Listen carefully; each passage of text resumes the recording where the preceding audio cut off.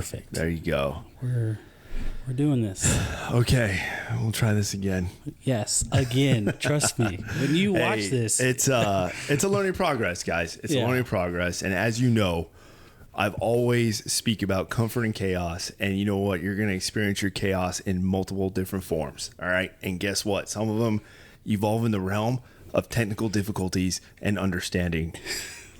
Trying to set up a video. The difficulties will always present themselves, but my problem is the understanding. Okay, so sorry. Yes. Sorry. No, I'm with you. I agree, because that's my problem.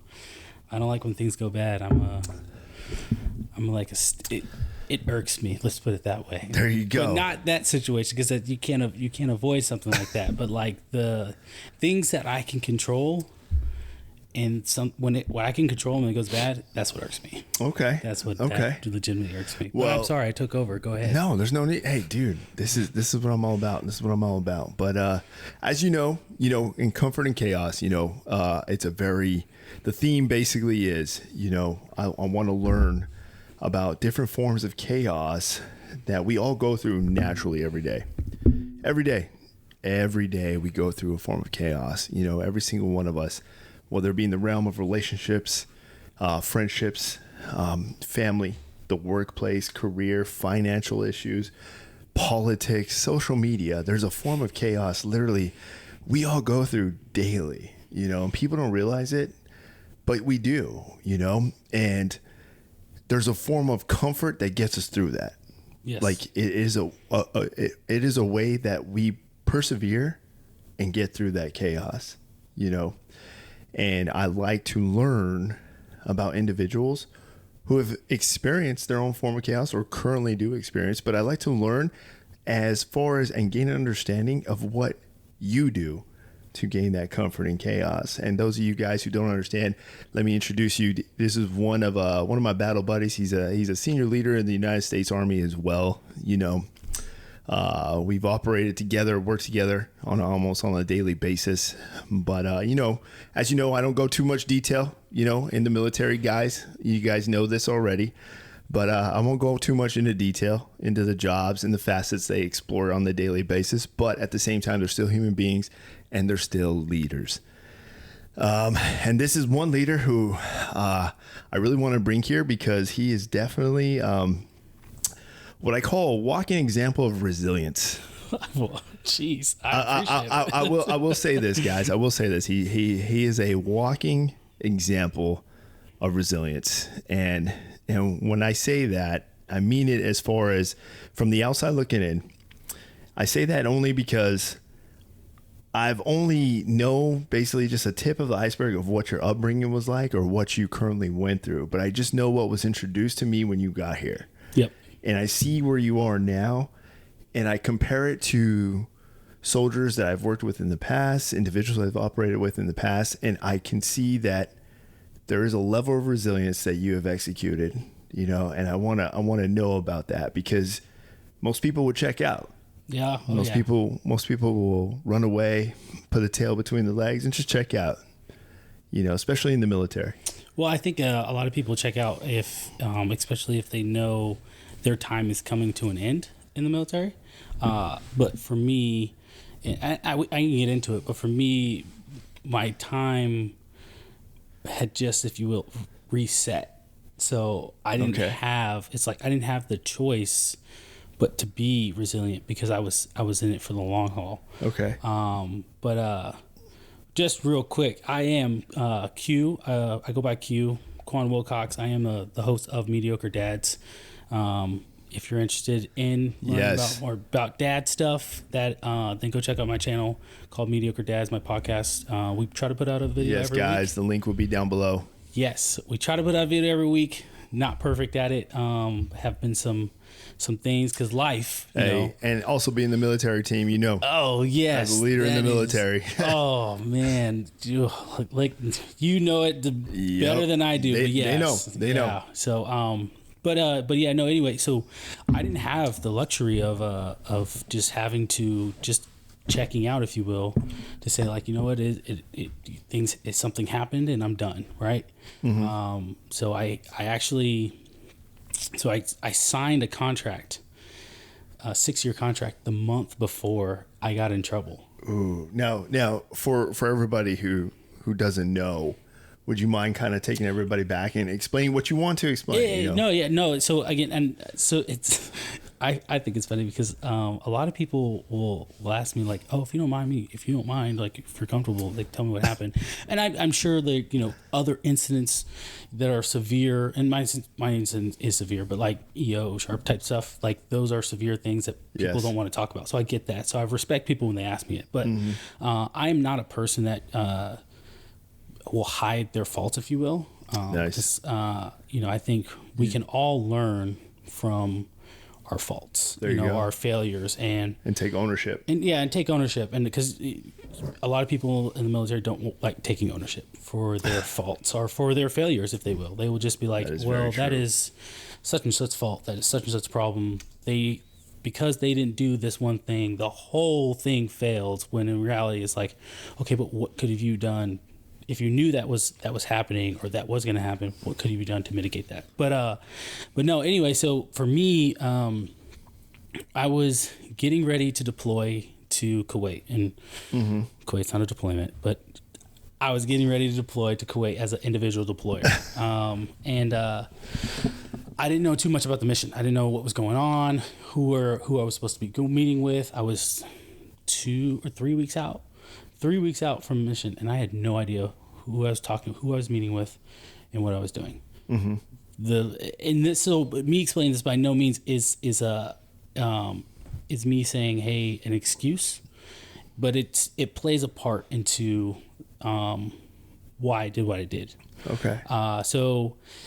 Anyway, so like I'm supposed to be deploying. I just find out my wife's pregnant with our second. But the child we were supposed to have before that was a miscarriage. Ooh, I'm sorry. And so, thank you. So, so there was a lot of nervousness about hearing that, right? Because it was kind of like when you've been deployed before, when the mortars come in, and then you hear the incoming, and that second of freeze of like, all right, where's it gonna hit? And you hear the explosion, you're like, all right. Whew, I'm good. You know what I mean? I'm going back to bed. Yeah, exactly. So it was kind of like that, but that moment was for several weeks, Yeah. And so with the stress of life and everything and going on, I just Delta 8. Delta 8. It has THC in it. It's not necessarily I don't know the technical terms of it, if you will, right? So it has THC in it, but it's not necessarily a marijuana, but it has THC because they obviously, when the military drug tests you or any federal agency drug tests you, they're going to test for THC. Yeah. Because that's the main component for marijuana. And what was the form of this Delta 8? It was a gummy. It was a gummy? They were just like gummies. So like to get the full potency, if you will, you got to take 2. And so, man, I remember like it was yesterday. It was a Wednesday evening. I came home. I had been asking questions after questions. I'm like, hey, can someone tell me what's going on? And no one has an answer for me. Oh, man. No one has an answer for me. Again, my wife just found out she's pregnant. I'm happy. I'm sad because I'm like, if we have another miscarriage, so I don't know what's going to happen. If you don't mind. No, go ahead. So during that process, you use the Delta 8, and what happened? Was there because I understand there has to be a UA. Did your commander test you? And how did it go from because I understand it's 0 to 100. Yeah, exactly. That phase from 0 to 100. What happened between there? Because a lot of people don't understand how that process works in the military. And those of you who don't understand, even though a lot of states do authorize and the use of marijuana and THC usage, it is still federally mandated. It's still upheld as a federal law. And as in the military, you are a federal employee, so you still uphold those rules and regulations. 100%. Yeah. So it's comical now, right? Because my life is better, but it's comical now. So I tell soldiers all the time, military programs work, And I was like, here's how I know it works. So, can I cuss? Yeah, dude. Okay. So no shit. Military leaders, you can cuss. So you can cuss. No shit. There I was, right? Wednesday night, went to bed feeling good. Wake up Thursday morning, standing in formation, standing tall, looking good, and they go, "Hey, you've been randomly selected for a UA." I said, "I'm sorry, what? What did you say?" Now, was it just you, or was there other individuals? I mean, it was our 10%. It was, it's supposed to be our 10% for the month. So here's the kicker, right? Here's the kick in the nutsack. I was the UPL. The primary UPL, unit prevention leader. If you don't know what that is, unit prevention leader, right? That is the person who conducts the urine analysis. I was the primary for my company. So the alternate was another soldier.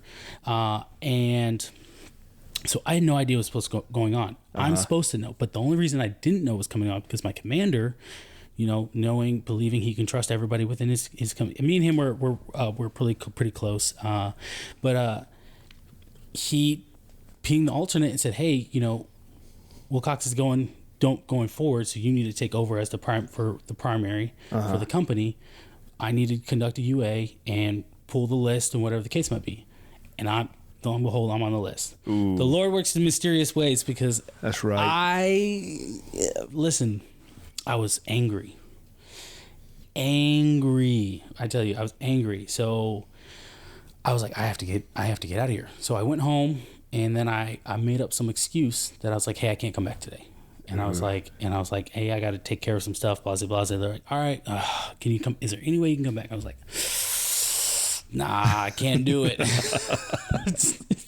So I'm thinking I'm good. Like it gets better and better. I promise. I'm thinking I'm good. And then fast forward to Friday. Okay. Standing tall, looking good. I'm thinking I dodged a bullet. I was like, I'm never doing that again. Right before the flag goes off, my lieutenant listens to me. He's like, "Hey man, we're still going to need you to go upstairs and participate in the UA." And I was like, my heart like sunk in my stomach, and I'm just like, I'm so screwed. I'm so screwed.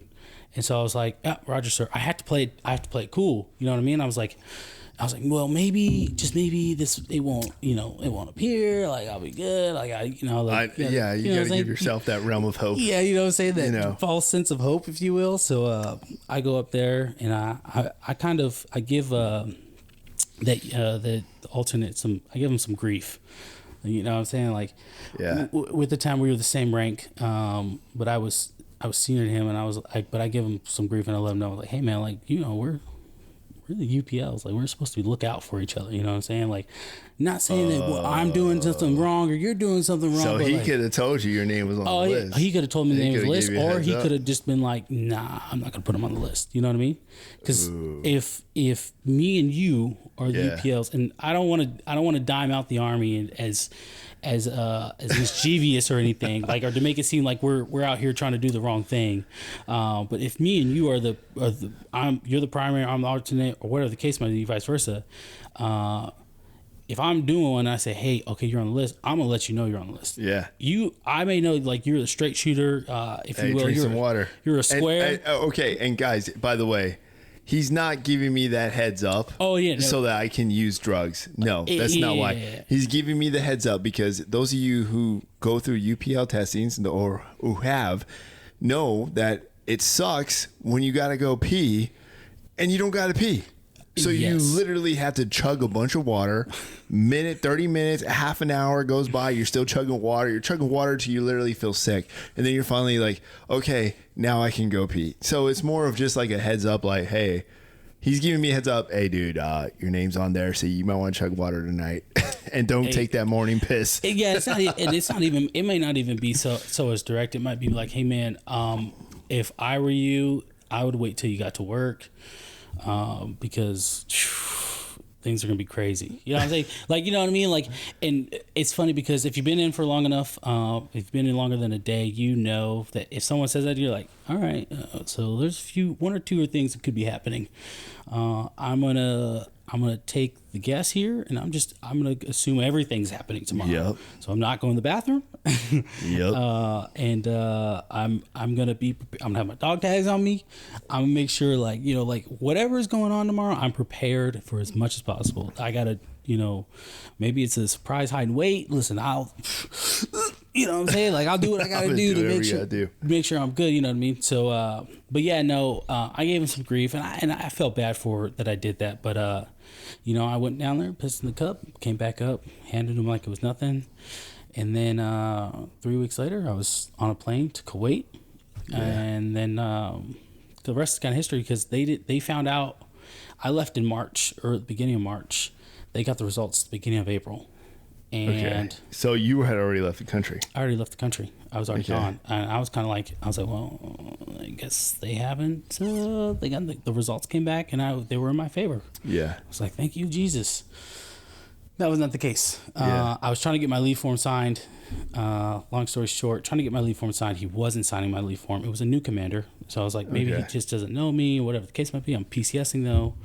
And so then I was like, hey, keep pinging my leadership back home, and they're just not giving me the runaround. So I was like, open door policy. Mm-hmm.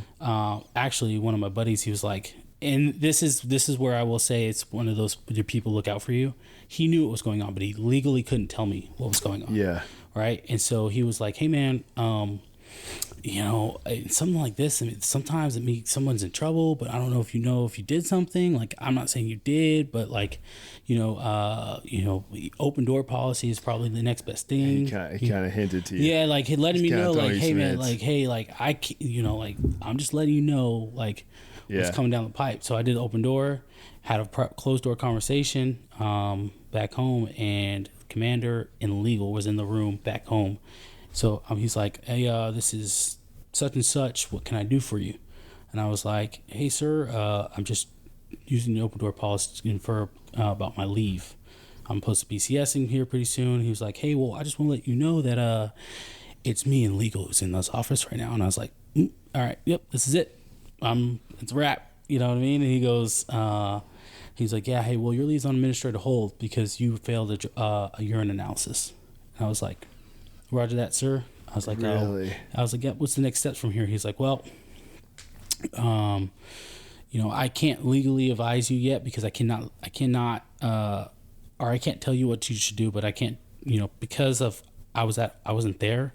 Usually when they tell you that they have to counsel you, they have to go through these steps. They have to follow these steps, or else the case can be thrown out, right? Yeah. Because they can be misconstrued as you were playing favoritism. So they're very strict to have to follow, right? So that's why legal was present. So legal could say, hey, I in fact was present when he notified the soldier. However, he did notify the soldier that he's not being flagged currently because he's not present to receive a counseling. Right, because I have to be present to receive that counseling, sign that counseling, whatever the case might be. Anyway, it was a whole whole shebang, right? So that is what led me to, I was in the dumps. Get my second reading. Oh, yeah. And he, you know, I have a lawyer there. Always encourage, if you're in any sort of trouble, I don't purposely get in trouble, but if you're ever in any sort of trouble, get a lawyer. I cannot stress this enough. You know, my leaders were upset that I had a lawyer. They took it personal that I had a lawyer. Was it a military lawyer or a civilian lawyer? Civilian lawyer who specialized in military law. Oh yeah, they're gonna hate you. Right. So they were upset that I had a lawyer. I'm talking, like I said, my sergeant major was giving my reading, and he was like, I would like, he's like, you can have anybody present of your choosing. I said, too easy. I was like, I want my lawyer present. He's like, you can't do that. I was like, you just said I can have anybody present. And this document that you're having me sign says I can have anybody present of my choosing. You're telling me I can't choose now. So either you're lying or this document's lying, and we need to figure something out. Okay. And he was like, well, I need to get with legal. But he goes, I'm pretty sure you can't have your lawyer present. I'm pretty sure that's the one person you can't have present. What? I can have if I can have my mom present if I wanted to. Yeah, I can have the general of the base present if I wanted to. Are you telling me you can't tell me I can pick anybody and then say accept that person, right? So So no, I had my lawyer present, but they didn't like that. I know they didn't like it. You know what I'm saying? And they never do. It's not like I can prove that they didn't like it, but mannerisms, body language, you could tell they were uncomfortable because now they had to have legal present. Yeah. Because my lawyer, when my lawyer came in, he knew, hey, if they do anything wrong here, look, we're gonna get this thrown out with at the drop of a hat. We're gonna be like, hey, you broke when it gets to soldiers' rights, boom. Yeah. Drop the case, or you might incur something else, right? So they had to have legal presence. They had to set it up. They had a game plan. Oh, whole shebang. It was like a case, right, if you will. Yep. But anyway, long story, I got 45 days extra duty. I got demoted, which the demotion was the big thing. That's what stabbed me in the heart the most. Gosh, dude. And how long of a process from the time you got read to the time like all this happened? Like basically from the time they called you, from when they just said, hey, you failed the UA, like from that point on to the time you got demoted. If it was May, what was it, May?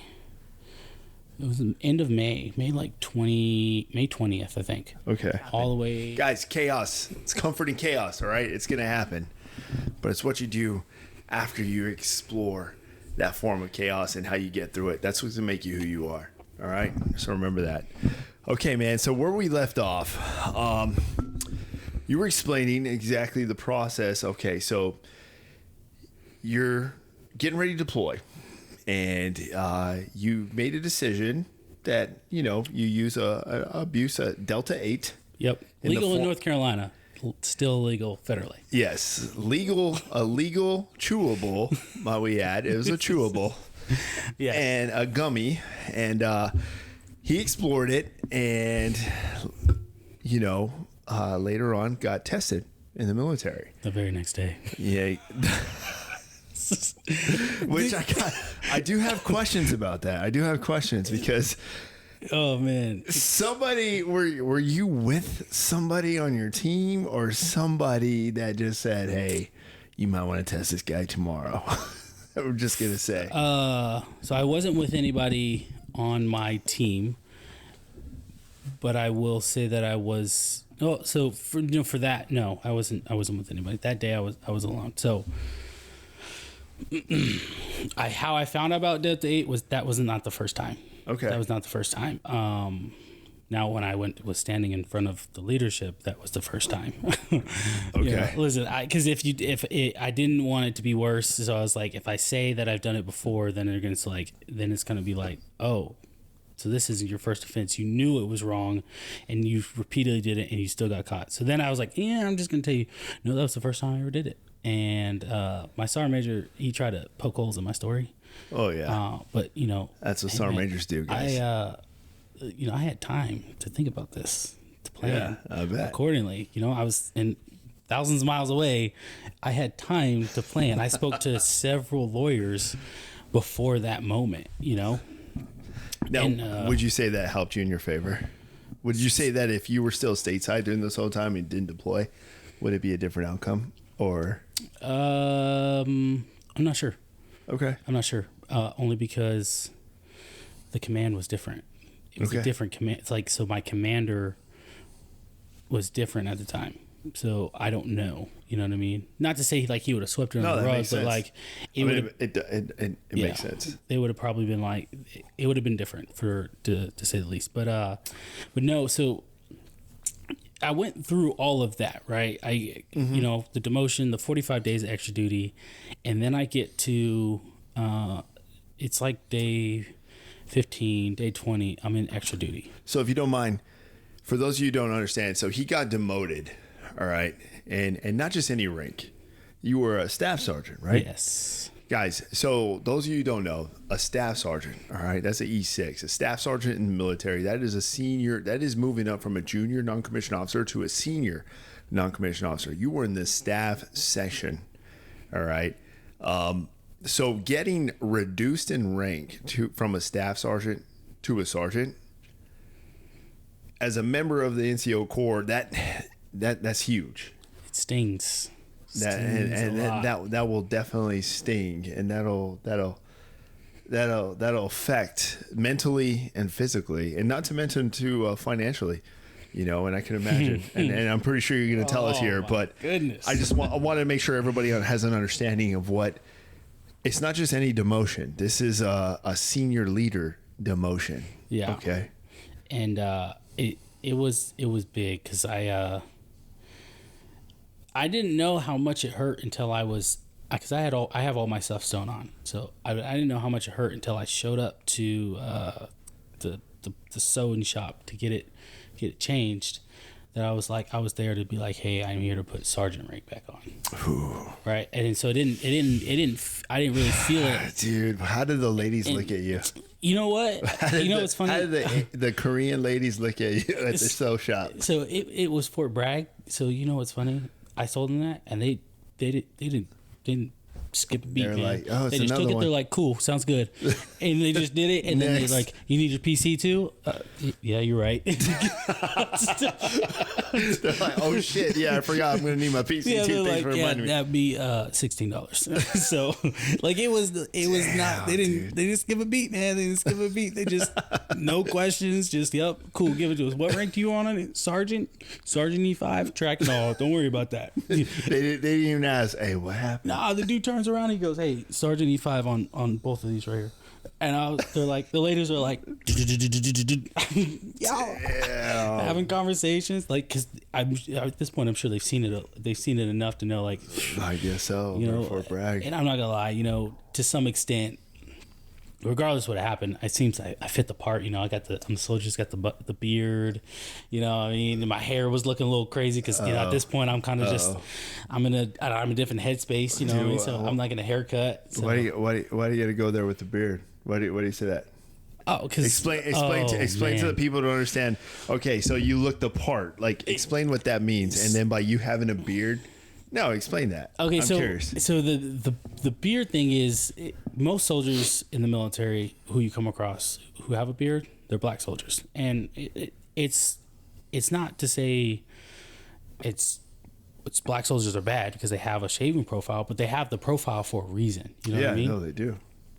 But unfortunately, since I've been in since for going on 10 years now, and getting a shaving profile was like you just want to be a part of the people that just don't want to go full on soldier. You know what I mean? Like you're just trying to half ass it basically. Yeah. And you're it can sometimes it can come out as like a cop out. right. Like, hey, I don't need to shave today. Don't worry. Exactly. Like profile. you're if you're able to get a profile, you're just like, you can shave, but you just refuse to. I'm like, no, I look, my whole neck breaks out. It looks crazy. But so like, yeah, but since I've been in like, and I got my permanent profile. Oh my goodness. I don't know how many times I've been in a room having a conversation, having a serious conversation with a senior leader, presenting something, and everything I said was negated by the fact that I had a beard, and no one else did. Right? Really? Yeah. And again, it's nothing I can.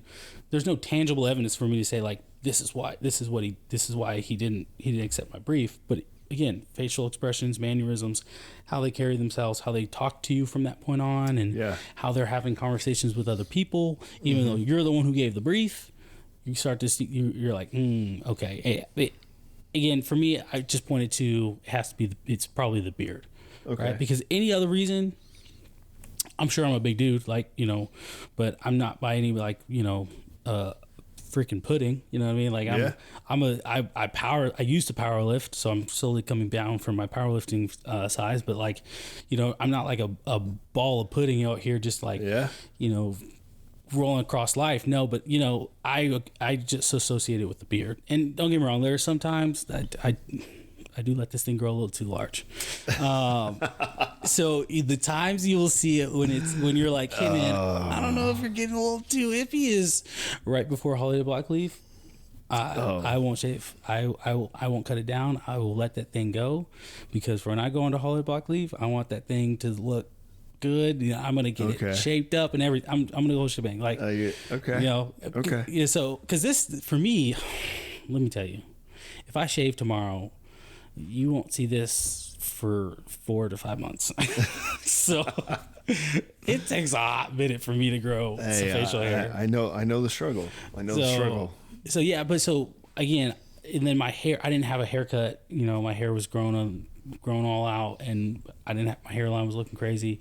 So it started to, you know, usually when soldiers are at that point where they just don't care, or they clearly just look unprofessional, that means they're getting out.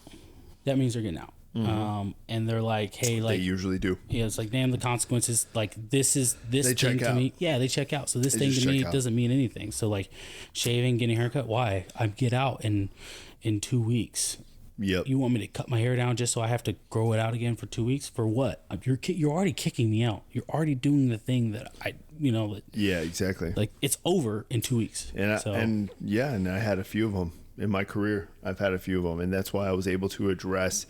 I'm able to identify a situation that can literally lead to an individual to just either they're at a crossroads where they can just, hey, check the fuck out, or figure out a way to build themselves back up.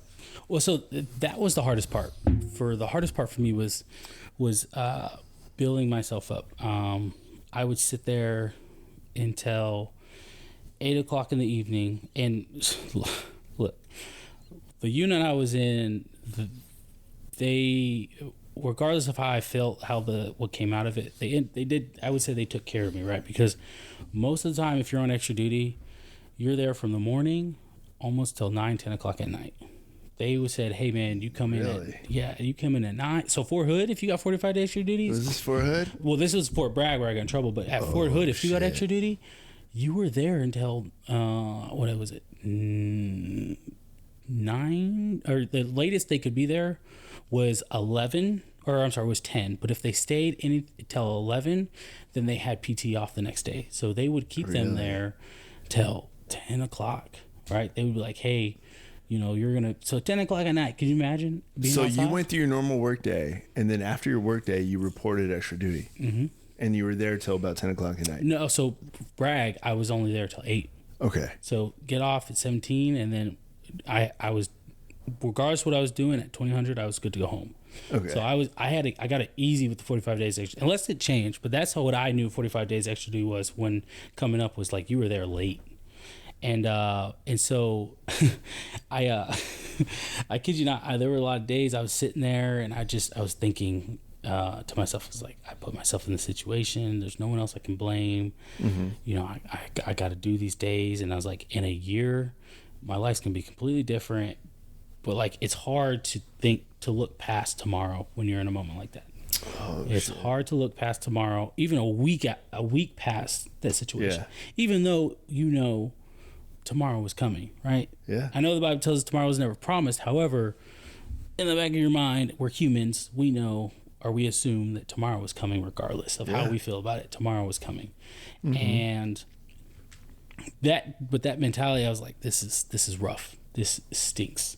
You know what I mean? So I was doing the 45 days, and I was sitting there, and some days were better than the others. And, you know, people around me on my team, they're like, hey man, like, we're good. Like, you know, they giving me the respect, knowing, cause I like you said, I was already a staff sergeant. I was one of the senior staff sergeants there. Yeah. And, you know, cause I had served as a platoon sergeant for a little bit, acting platoon sergeant, on multiple occasions for up to a month. So like, I had served in a leadership position where I've seen was like, he is a solidified leader. If we need someone to take charge, he can do that.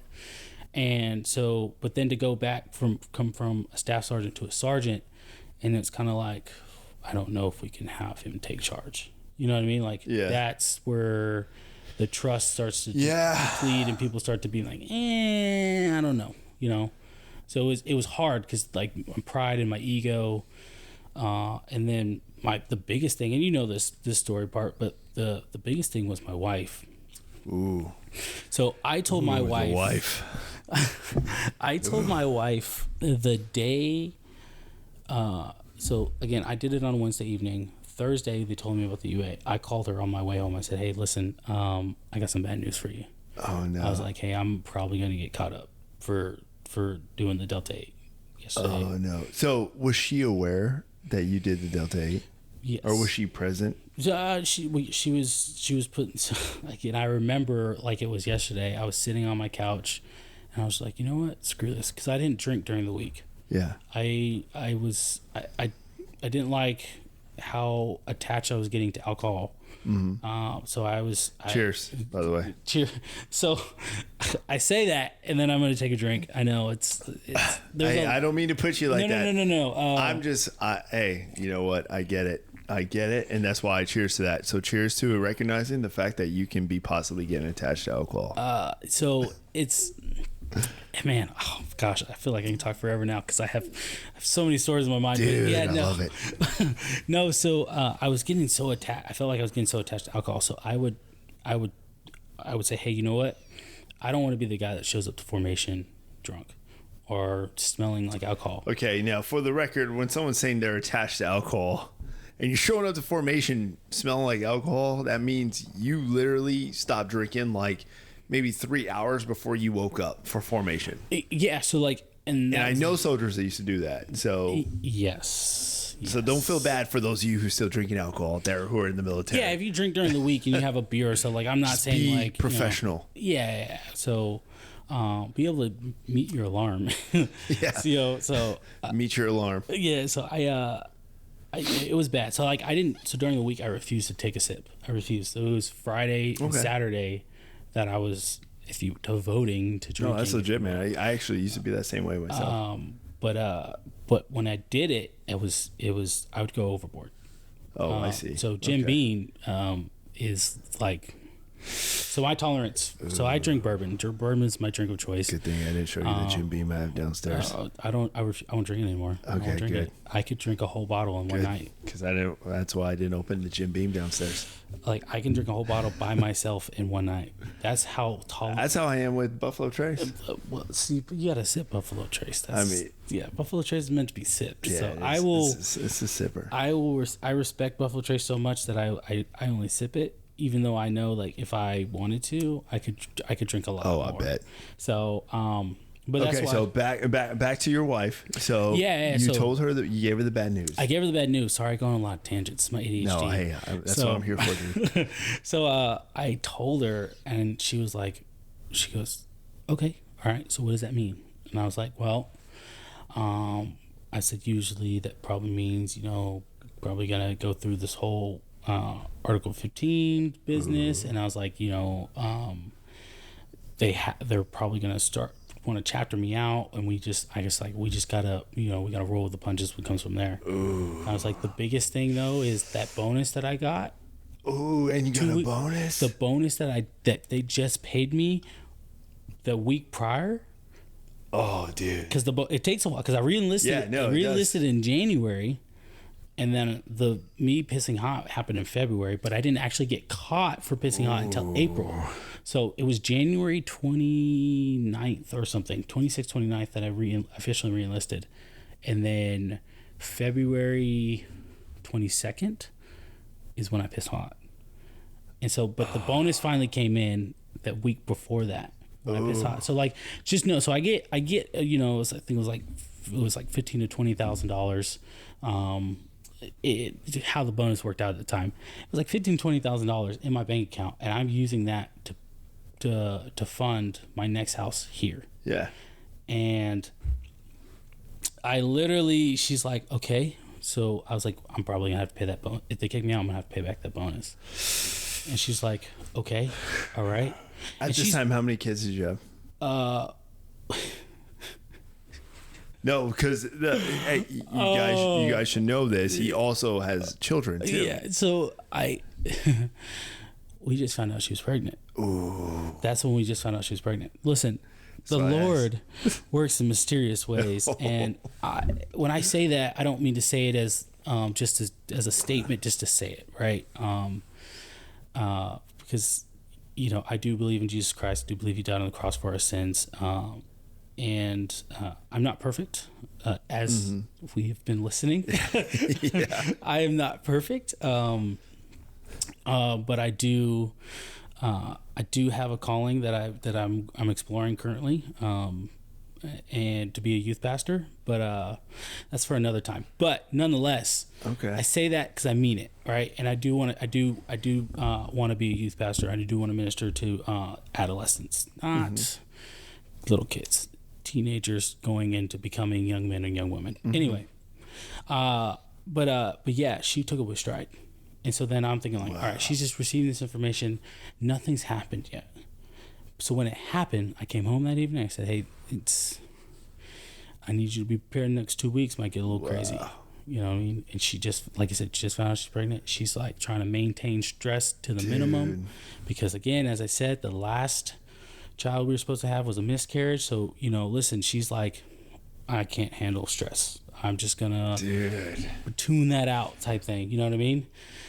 And so all of this is happening at one time. All this is happening at one time, and I still deploy. Oh shit! I still deploy, and I still go off. And she's doing that first and part of the second trimester by herself. And then to get the phone call while I'm over there to say, hey, I got in trouble, and I have to start looking at my options, because I had spoken to a lawyer. The first thing I did, I didn't even tell her that night. After the conversation with my commander. Yeah. The next day I spoke to a lawyer, and I told him what happened. He was like, and he was a reservist, because most of Kuwait now is filled with reservists or National Guard cats. Yeah. And he goes, Captain looks at me, he goes, hey man,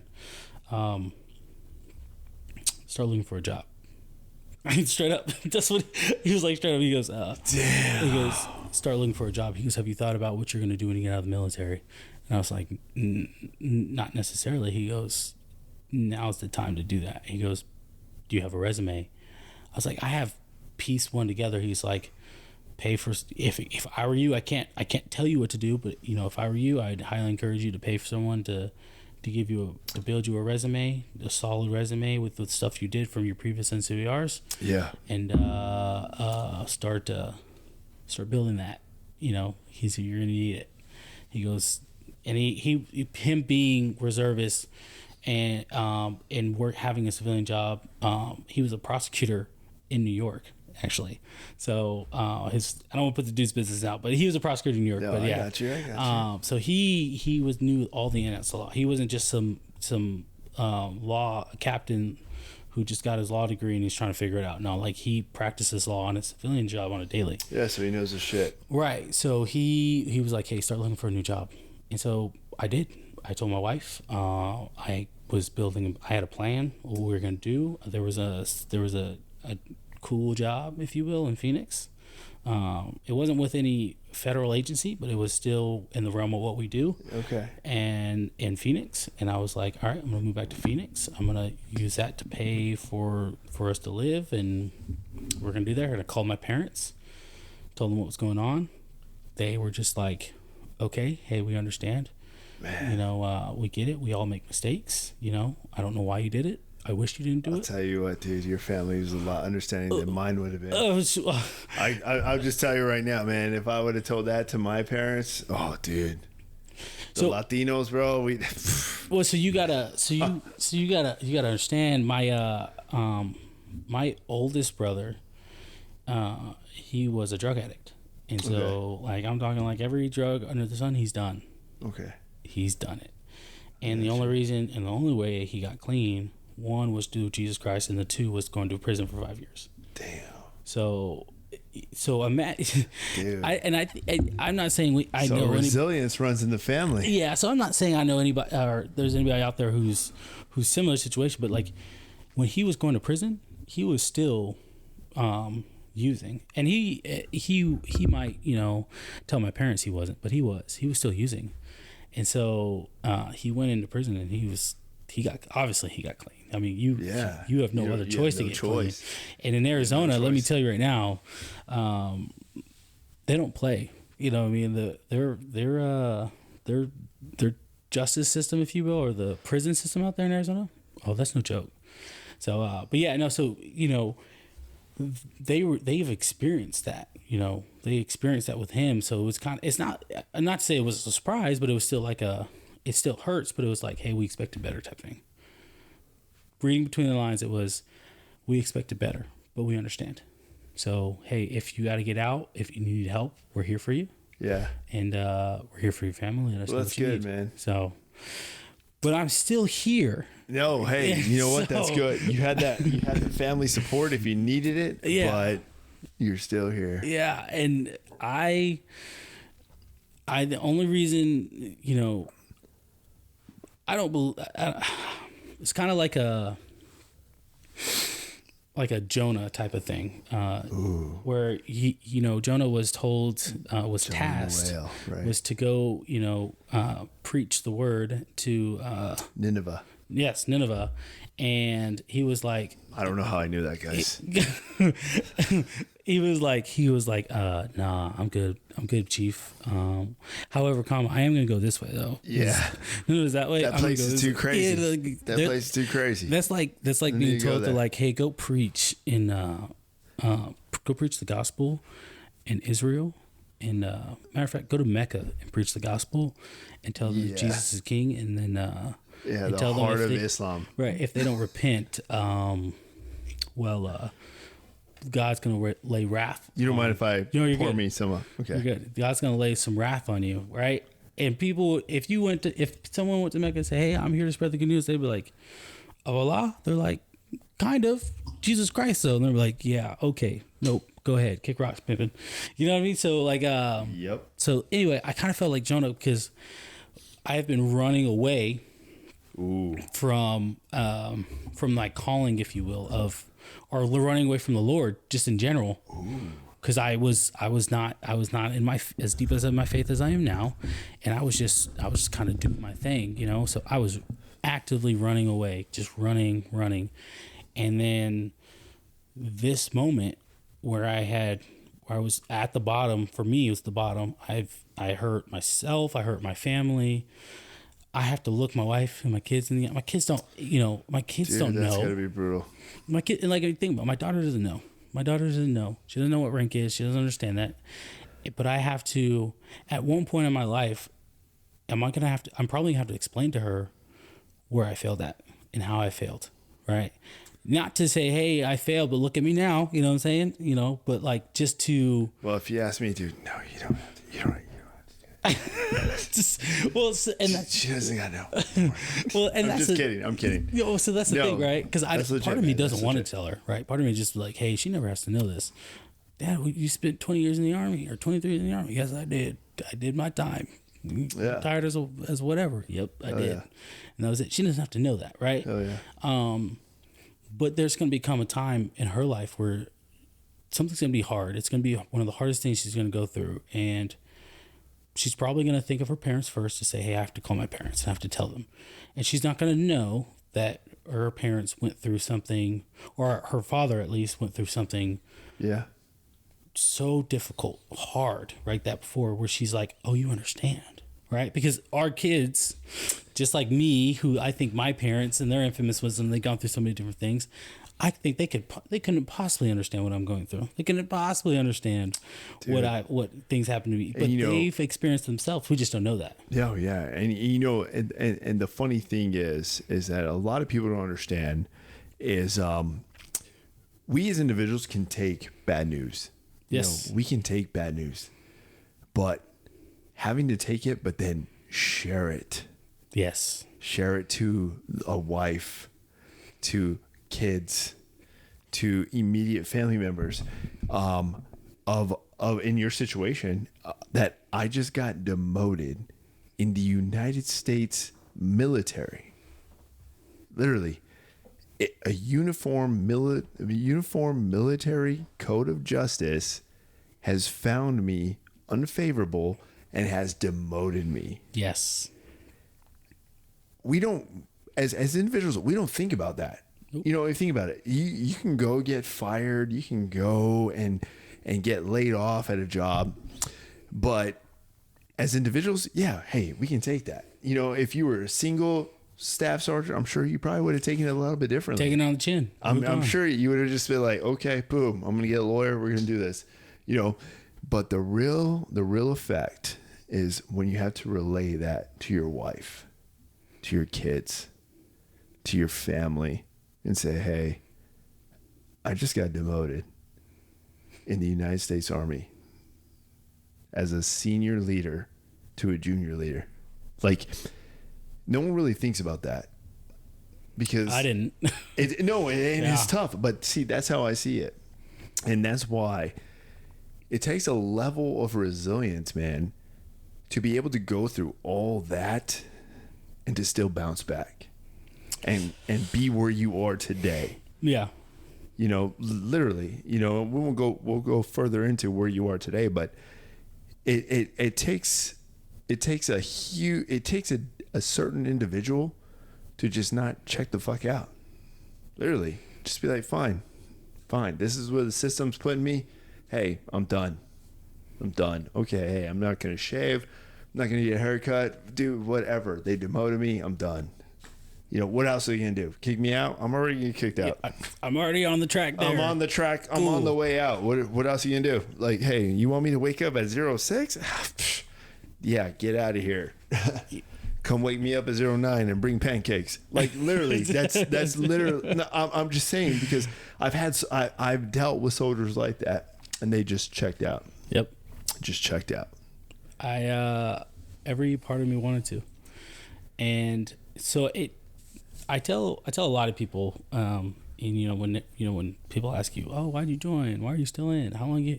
Because again, they see the rank, and they're like, oh, you got maybe tops 7-8 years in the Army. And they're like, how long you been in? 10. Try me. How long you been in? Oh, got you. We are not the same. And and I don't say that, I don't mean to come off as a prideful asshole, but I just so many people, especially now, they're like, we're the same. Give me names. No. Give me names. I'm just kidding. I'm kidding. Well, you know one, but I was like, you're like, we are the same. And I'm like, no, we are not.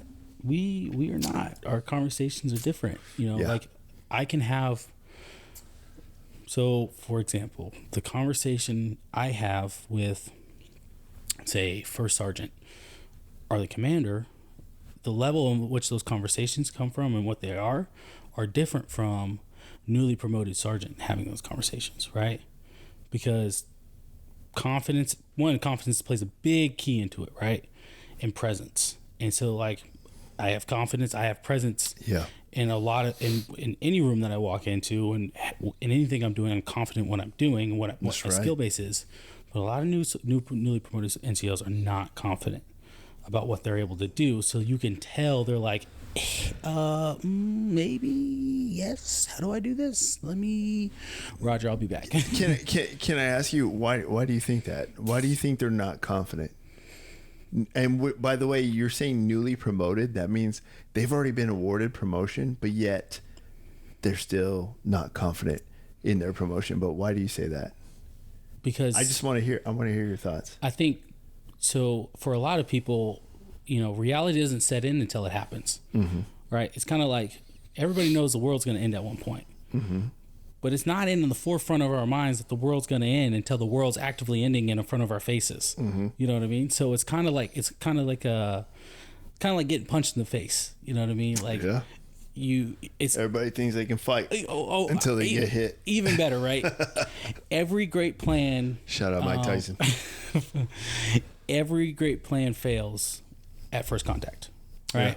So it's kind of like you have a plan going into when you're going to get promoted, what's it going to look like, what you're going to do, and how you're going to do it. Mm-hmm. And then you get promoted, and that's when you get punched in the mouth. You don't only get punched in the mouth once, you get punched in the mouth twice. And you're like, okay, I got this. Nose bleeding a little bit, chipped tooth, but I got this.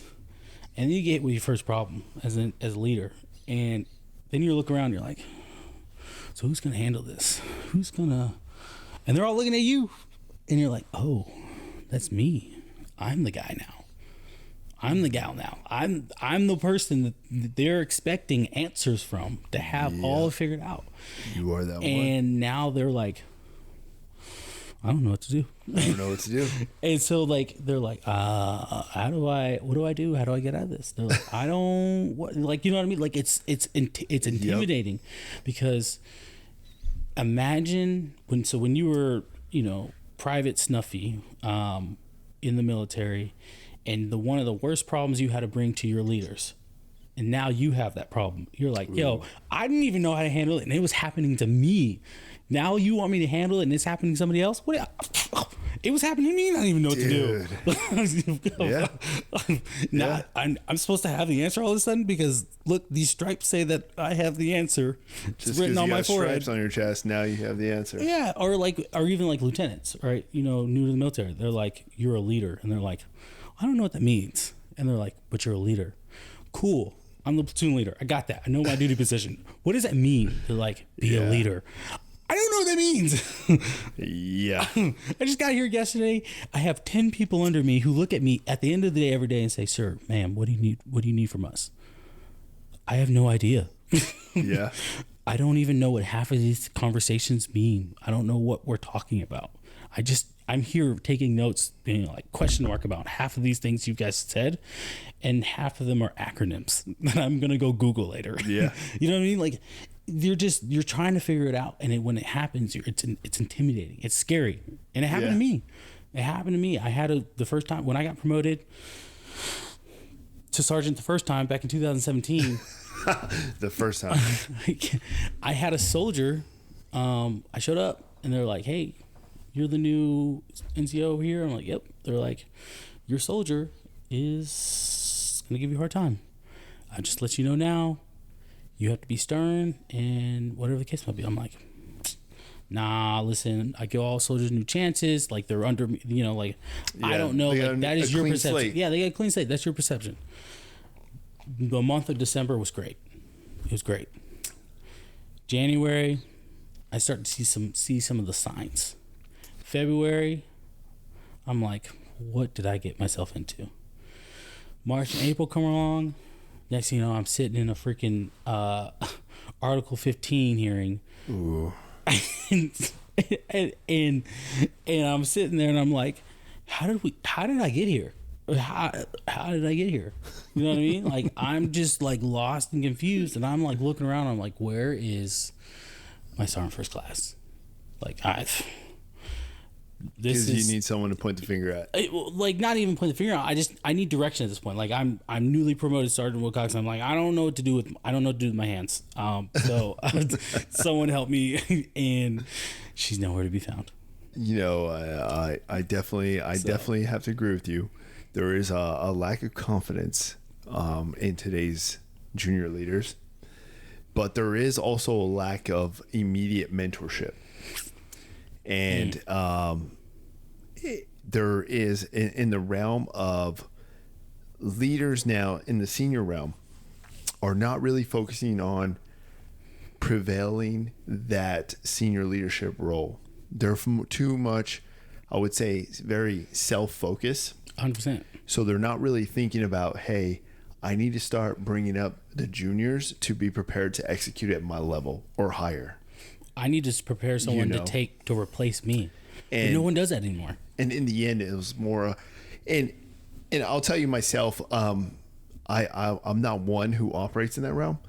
I operate in the realm of making sure I can bring up individuals to take my job. If anyone had to take that seat, they know exactly what to do. Mm-hmm. And a lot of it falls back to my original MOS.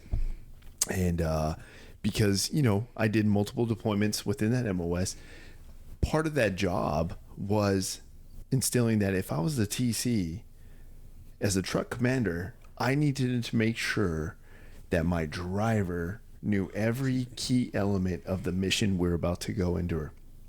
Because if I go down and I'm killed, that crew is still effective because they all understand the mission that was put out to us as a crew in that op order. I need to understand that they also understand the chain of command in that truck. They need to understand that, hey, the TC goes down. The next guy in charge is the gunner. He is the gunner. He is the senior guy who has the understanding of the mission, and he is now in charge of that truck. He is now the TC.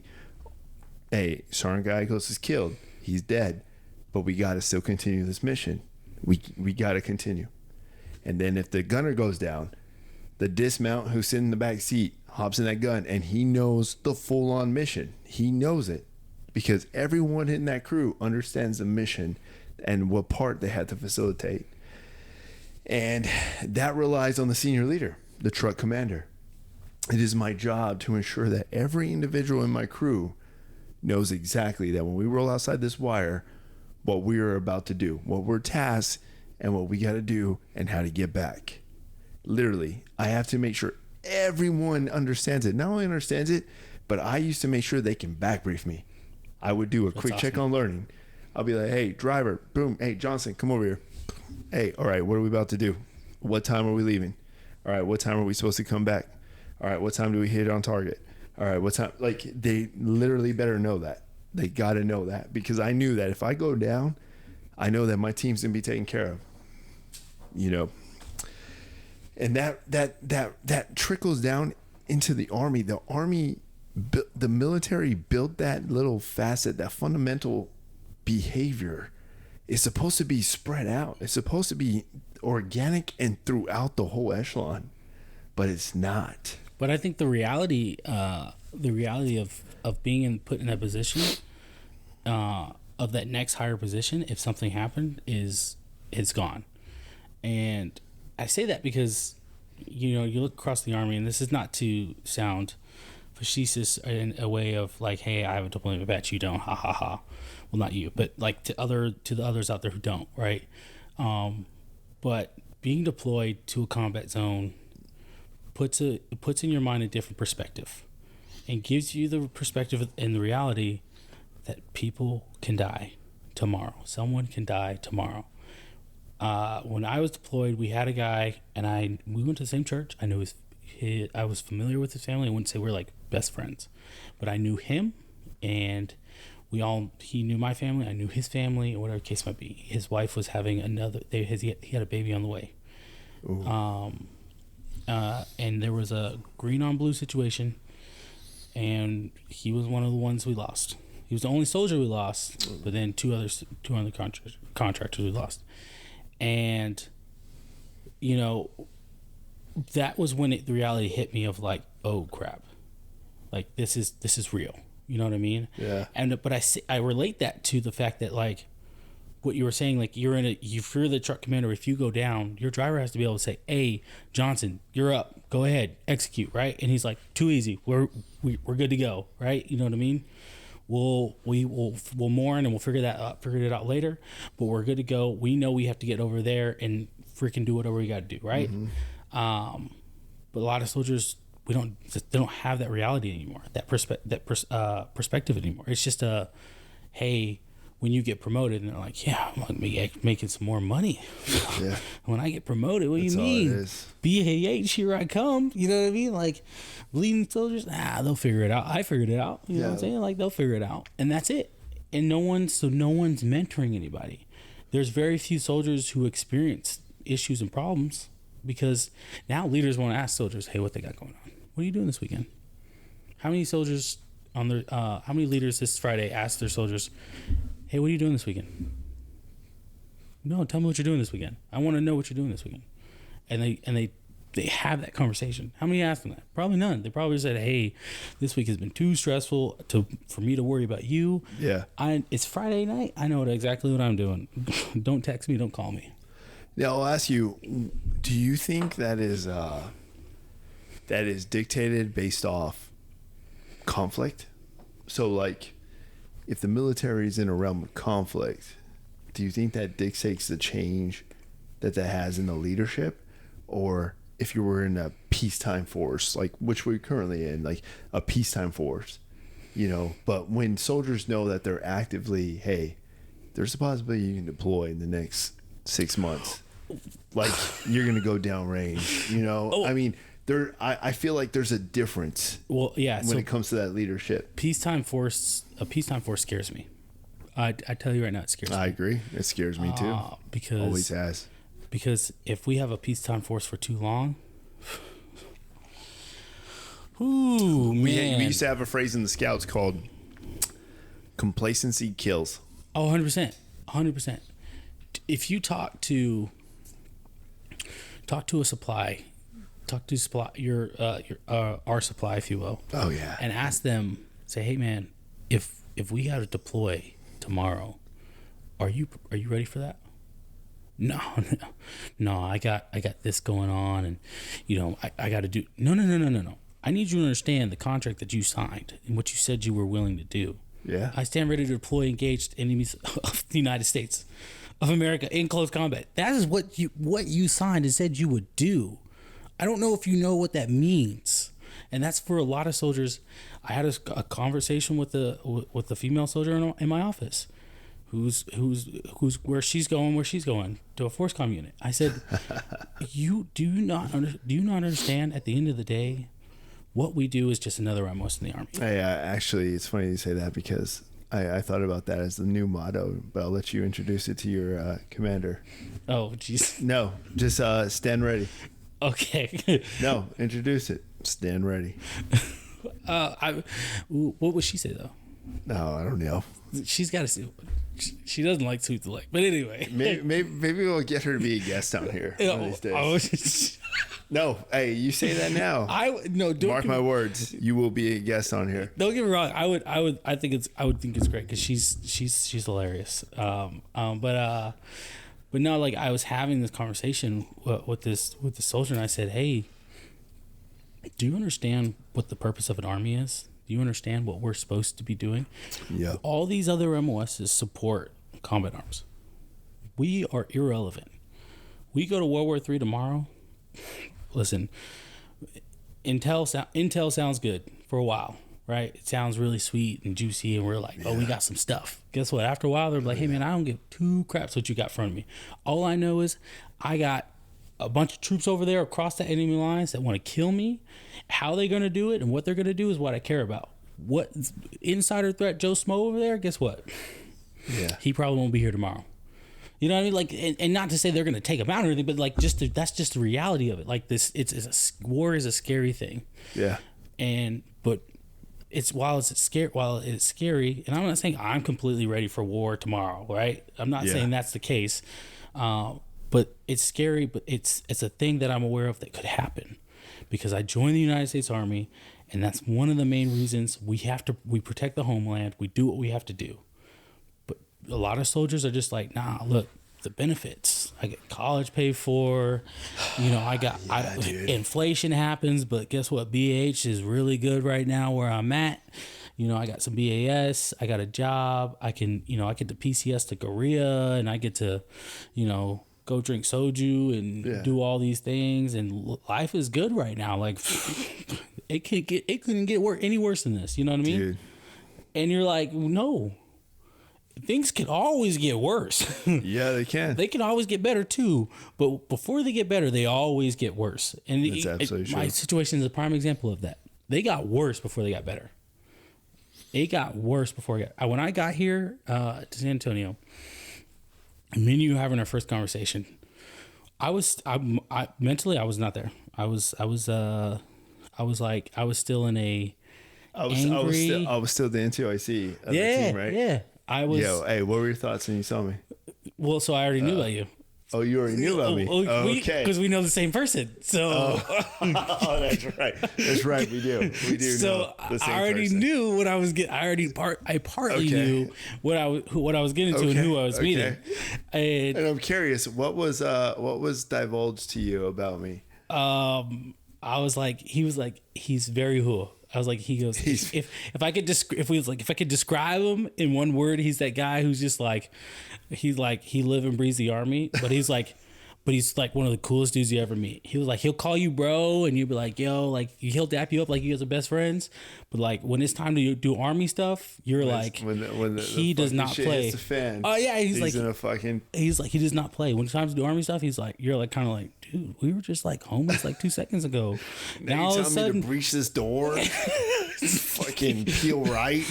I'm standing at parade rest, getting rid of caught up on where we're going and what we're doing, and you're just like, we were just.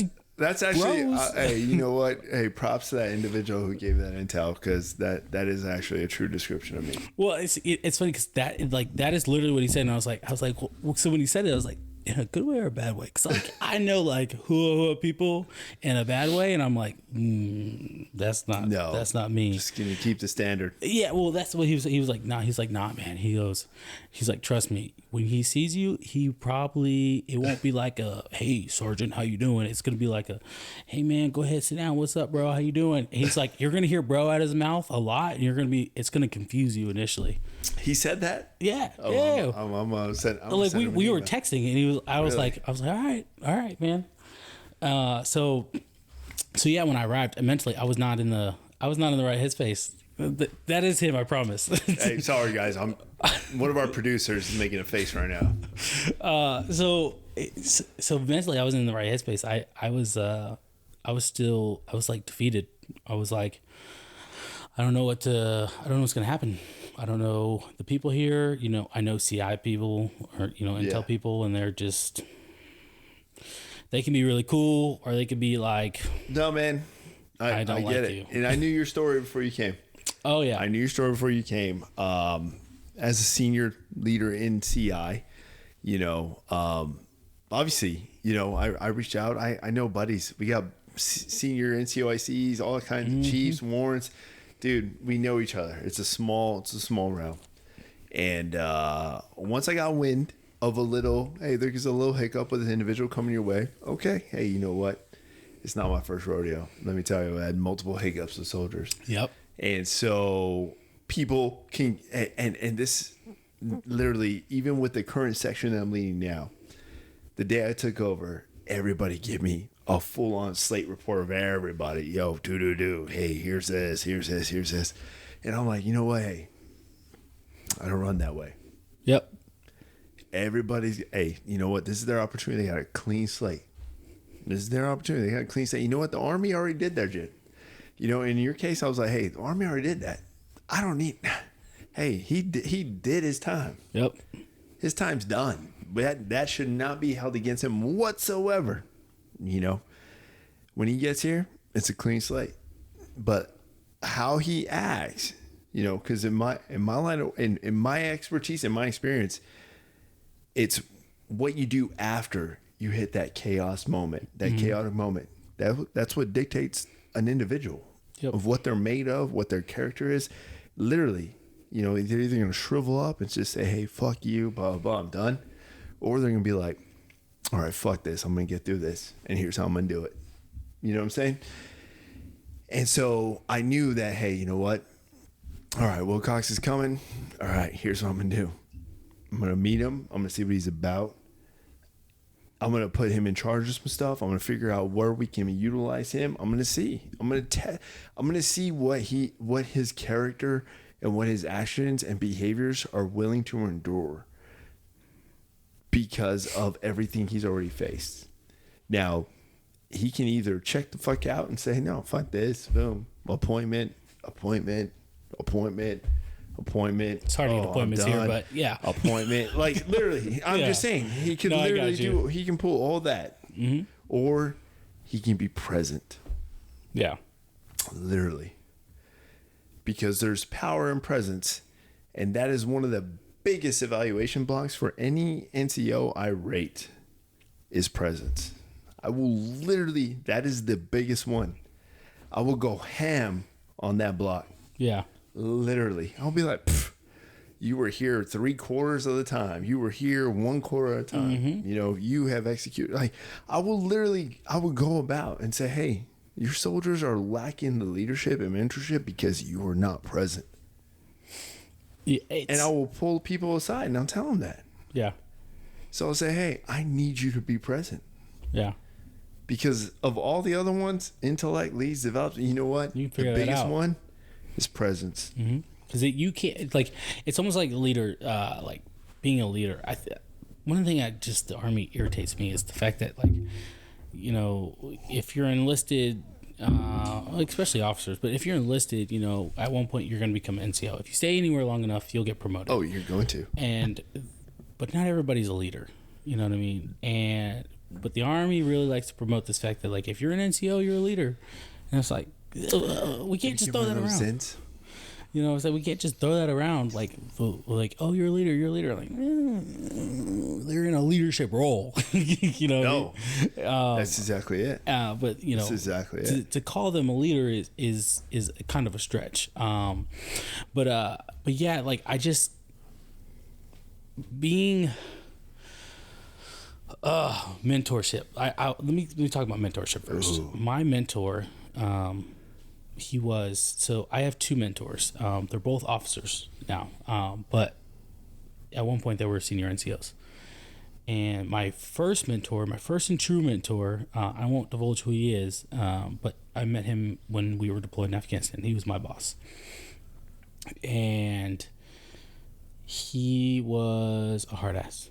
Ooh. But in a good way, if that makes sense. Like he didn't accept mediocrity was like I can go pick up Joe Smo off the street and he could do what you just did right there. Yeah. Right. I can teach him to do what you just did right there. Like that's the level of crap that you're giving to me right now. He goes, but you're a trained professional. Yeah. And so like I expect you to do things not at my level because my level comes with experience, but damn near at my level. Close to it, right? Because you're getting experience, but you understand and know what you're doing, so perform and execute. But at the time, I didn't know he was my mentor, right? He was becoming my mentor, but he put me through the ringer on a lot of different things and a lot of different times. And going through it, you're just kind of like, oh my gosh, this kind of sucks. But like, you know, but like in a way, like it was kind of like a uncle to nephew type of relationship. Yeah. I call him Unc. So me and my buddy, we call him Unc. And so, out of office. He is he's still an officer, a commissioned officer in the United States Army. Yeah. He's a major now. So obviously, sir, yes, sir, no, sir. Like if he calls me right now, I would be like, hey, yes, sir. But if I call him Unc, he wouldn't be like, no, it's sir. He would be just fine. But no. Anyway, he's like standards. I expect standards, and you're going to execute at standard. Okay. Like you're not showing up here in half-assing being here. Like you're here, execute, right? Yeah. Exactly. So like he was a great dude, but like when we came back from Afghanistan and I was put back into the brigade, Big Grade S1, doing what I was doing, I started looking around and I started to notice. I was like, y'all are. This is not like standard. You guys are just kind of half-assing this thing. Yeah. Like we got a job to do. Let's do it.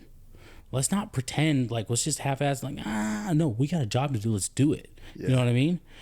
And I got that. I didn't realize it until I was getting ready to leave that I got that from him. Because I would talk to him after the fact and I would be like, hey, I was like, I guess like I don't understand why they're just doing all this blase. And he was like, because you're aware of what the standard looks like. You know what right looks like. Yeah. And so now you won't accept anything else, anything less than right. And I was like, well, gosh dang, sir, you're right. So like from that point on, he's my mentor. I can call, like I said, I can call him, I can email him. And I'll be like, hey sir, this is what I got going on, blase. And he listens to I told him, when I got in trouble, I didn't tell him. It was like, really? I didn't tell him because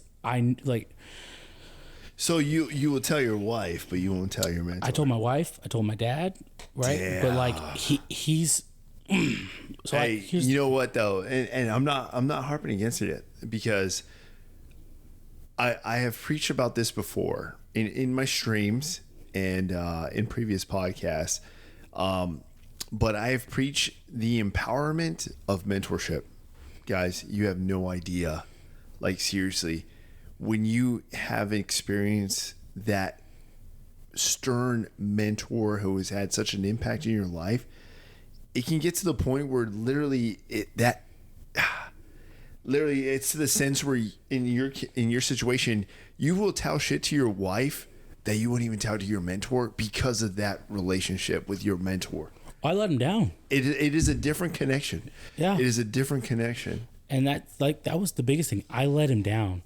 And he didn't know what was going on with me. So my buddy, who again, me and him, who call him Unc, who refer to him as Unc, he calls me while I'm in the middle of like one day I'm mowing the lawn on my 45 days extra duty.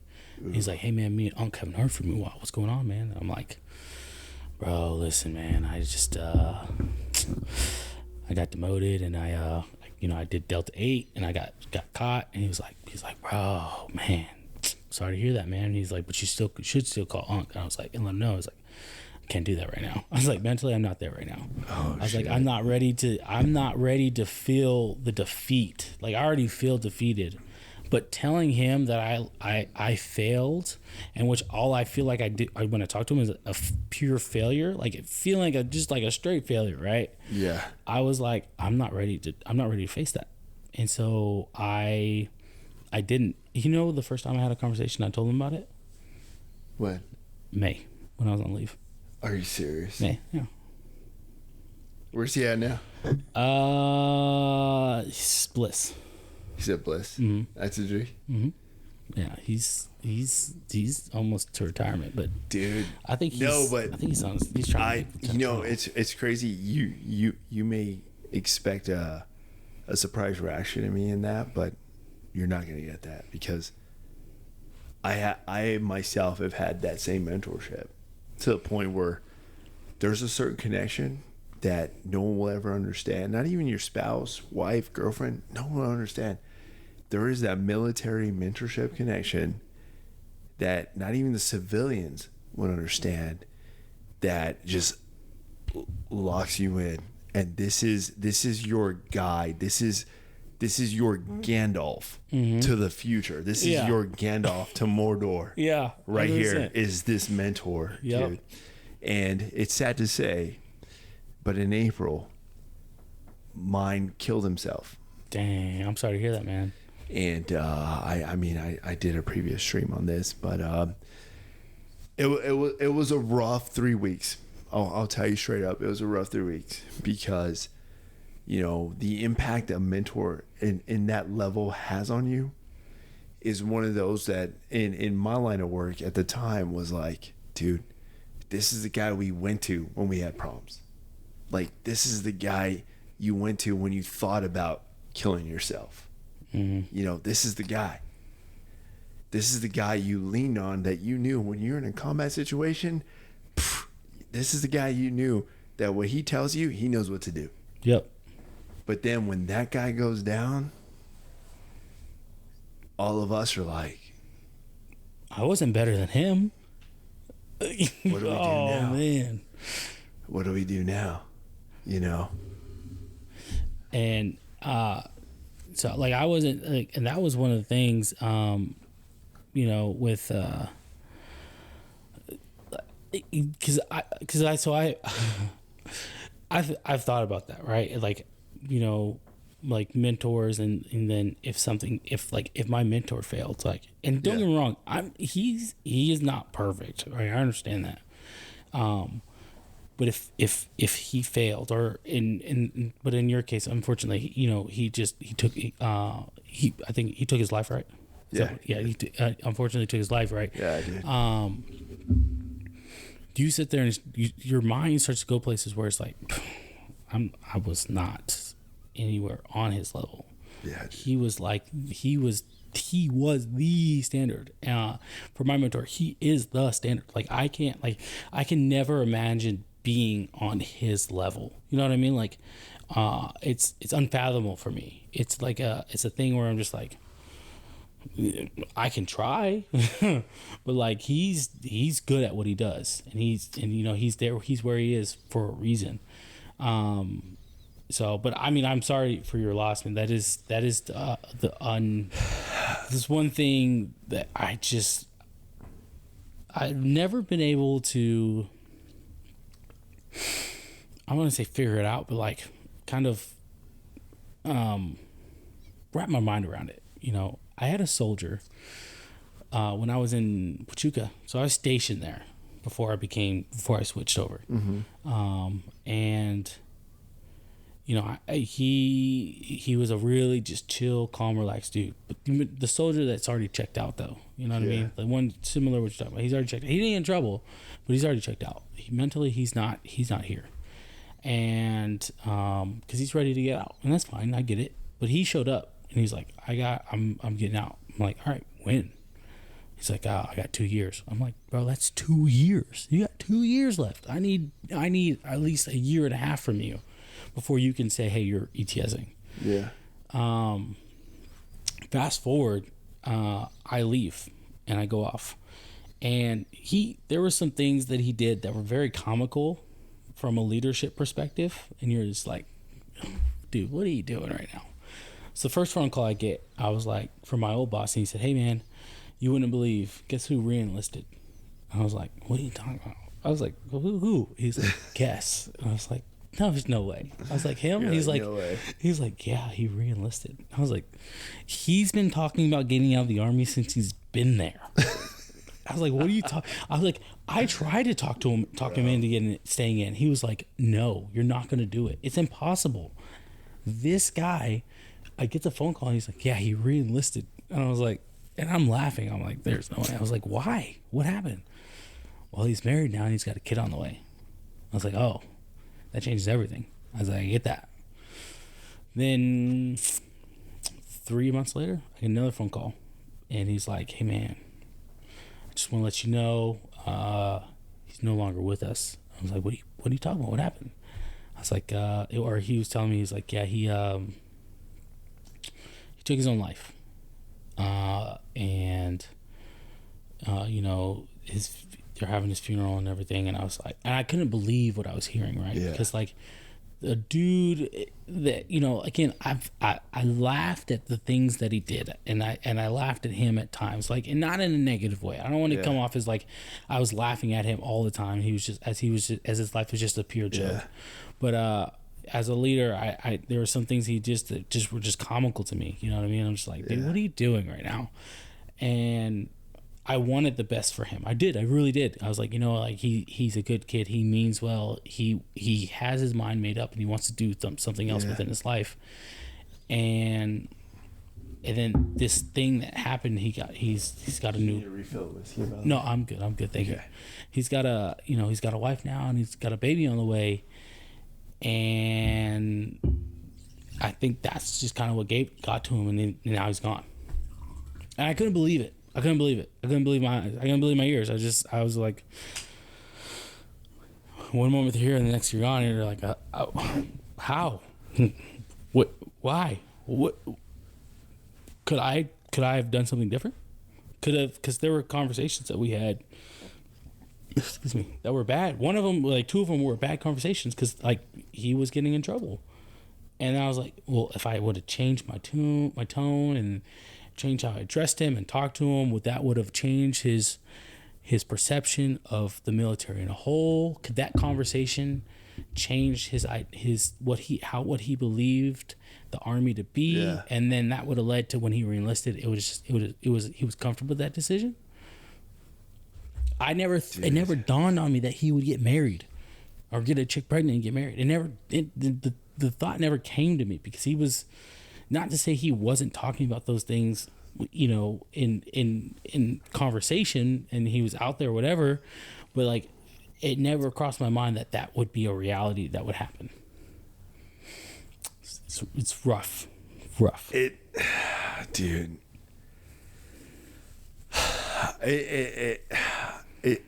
It's tough. It's a tough topic because of the fact that it's so real. Yeah. And is so existent that, and not only that though, one thing that it's like in the military we're taught that, hey, we do an AR for everything.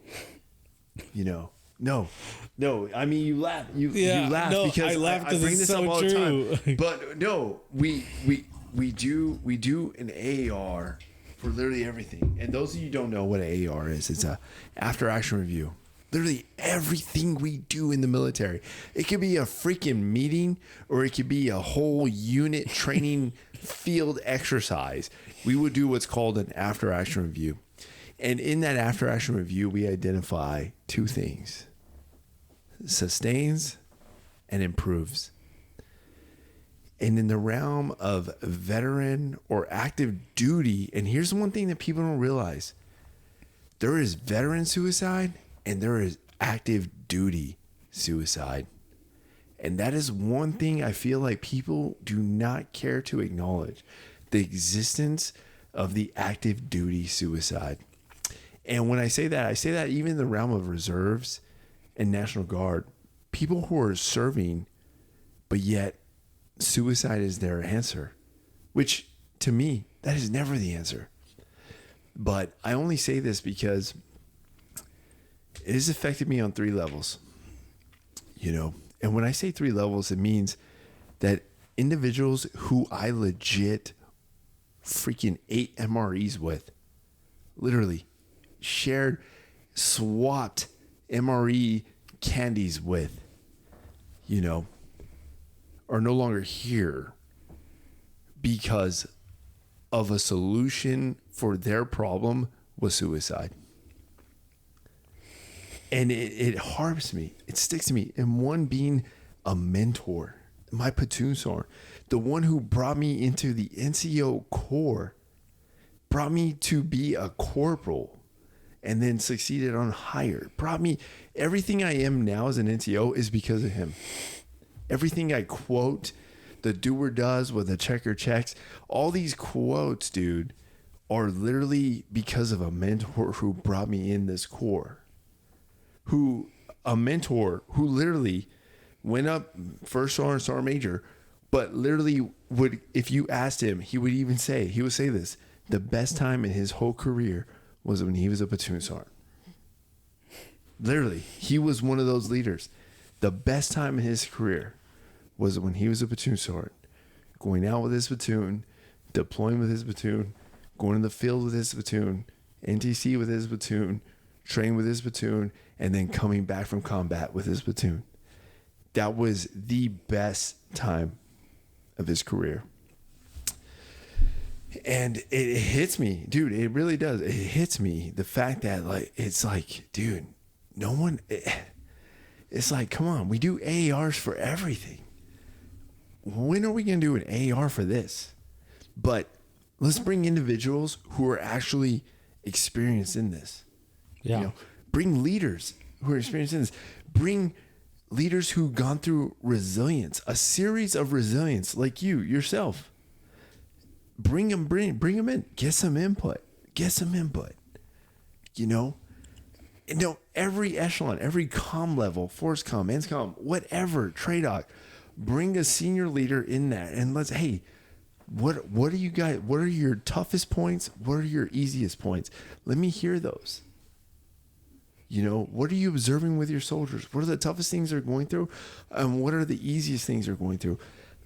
Let me hear those. And let's come up with a plan. I would say that the soldiers, it's kind of like the conversation you had with a soldier in your office about what he wants to do within the next year, right? And I told him, I said, hey, you have to know your why. You have to know and understand your why. That's right. And so for this whole thing, finding comfort in your chaos, I know my why. That's right. I know my why. And I kid you not, I tell everybody this. The reason I wake up every morning, the reason I put my uniform on, the reason I tie my boots on the way they should be, and I walk into my office and do what I have to do is because I have 2 girls at the house who trust and believe in me that I'm going to do that every single day. And those 2 girls are my daughters. Now, my wife expects that of me because I'm the man of my house, and that's a whole other conversation. But those 2 girls, they just think that money just appears and we just get to live in our house and get to do things because that's just what we do and that's just the way things go. They don't have a complete understanding of life, especially my young one. She's 9 months old. She sees me. She's like, I don't know the last time I saw you, but we're laughing again and things are great. But I tell people, I was like, I know my why. My why is them. That's right. My why is them. So I know my why. And I cannot determine or dictate what someone else's why is. I cannot say like, hey, just because you have a family like I do, doesn't mean that's your why and you should, live and breathe by that. My why was tested last year. Oh my goodness, was it tested? I would be sitting there and I'd be like, why even be in the army? Why even do this? And the first thing that would come to my mind, I could imagine. First thing that come to my mind is, my daughter and my unborn daughter just being like, Dada. And I'm like, okay, all right, you freaking pansy and you freaking beta freaking man. you okay, right. If you want to be a beta, go sit in the corner and go figure it out. You know what I mean? That's right. But I was like, okay, 45 days extra duty, fine. You want me to mow the lawn? You want me to edge the lawn? You want me to weed eat? You want me to do all these things? I'm the best landscaper you ever had. Dude, that's right. you know, like that's right. You want me to take out the weeds out of the gravel? That's right. All right, 100%. I got you. That's right. Dude. It was pissing raining in North Carolina, and on a Saturday. No one told me to bring my wet weather top. No one told me to bring my wet weather bottoms. I would check the weather. I knew what I was getting myself into. Yeah. I'm on a riding lawnmower and it's pissing raining outside. This dude drives by me in his car and he's like, I have AirPods on. I have my wet weather hoodie on. I have my freaking pants on. I'm on this riding lawnmower mowing the lawn in the pouring rain. And this dude's like, hey, you good? I'm like, and I acknowledge him. I'm like, and I keep going. I finished the lawn, soaking wet, walk into the freaking brigade staff duty. And I look at the dude and I say, hey, man, it doesn't look like it's slowing up anytime soon. And he was like, what have you been doing this entire time? I was like, I was mowing the lawn. In the rain? Yeah. He's like, why? I was told to mow the lawn. He goes, no, you should have stopped. I was like, I finished the part that I needed to. I'm going to go do this. He's like, no, go away. I will sign you out at 8. And said you signed out at 8 o'clock tonight. It was like 2 o'clock. Go away. I was soaking wet. But the only reason I was out there, because I knew 2 girls back home who didn't know that dad got in trouble, right. Who expected me to be home, who only knew like, hey, dad's not home all day for whatever reason, but expected, food to be on the table, and clothes to be on their back, and they have a comfortable bed at night. Only knew that dad goes to work, and that's it. That's my why. That's why oh my goodness, that is my why, and that why is not changing for a while. There you go. For a long time. There you go. For at least 18 years. There you go. You know what I mean? Like, the why is not changing there you go. For a while. But like, so even why this big reason why I do Mediocre Dads. I love being a dad. My favorite job is to be a dad. I'm not like by any means good or great at it. I'll say I'm good at it, but like I'm not great at it. You know what I mean? Mm-hmm. I'm sure we've all experienced or know that one dad. You're like, man, that dude. I don't know how he does it, but he, you know what I'm saying? Like off of Fresh Prince, Uncle Phil. Oh, dude. Right? He had an answer for everything. That's a father figure right there. He has an answer for everything, and you're just like, yeah, he did. How? You what? You know what I mean? Hey, there's the reason why J. Cole always cites Uncle Phil. Right? You know what I mean? And growing up, I didn't understand the references. I was like, oh, he's just Uncle Phil, whatever it is, right? No, that's a father right there. But then when I became a dad, I was like, yeah, this is what I was meant to do. I was meant to be a dad. Yeah. And like I said, I'm not great at it yet. I hope to be great at it one day. But I love being a dad. And this is why, because like I said, this is why I do Mediocre Dads. I love being a dad. And that's awesome, man. Being able to be with my girls every day and them smiling at me, and I might get upset. Then I go home, or when it's bedtime, sitting there thinking, I'm like, why did I get upset over something so trivial? Who cares? Who cares? Oh, they knocked over a glass of milk on the floor and they spilled it. Oh, whoop-de-doo.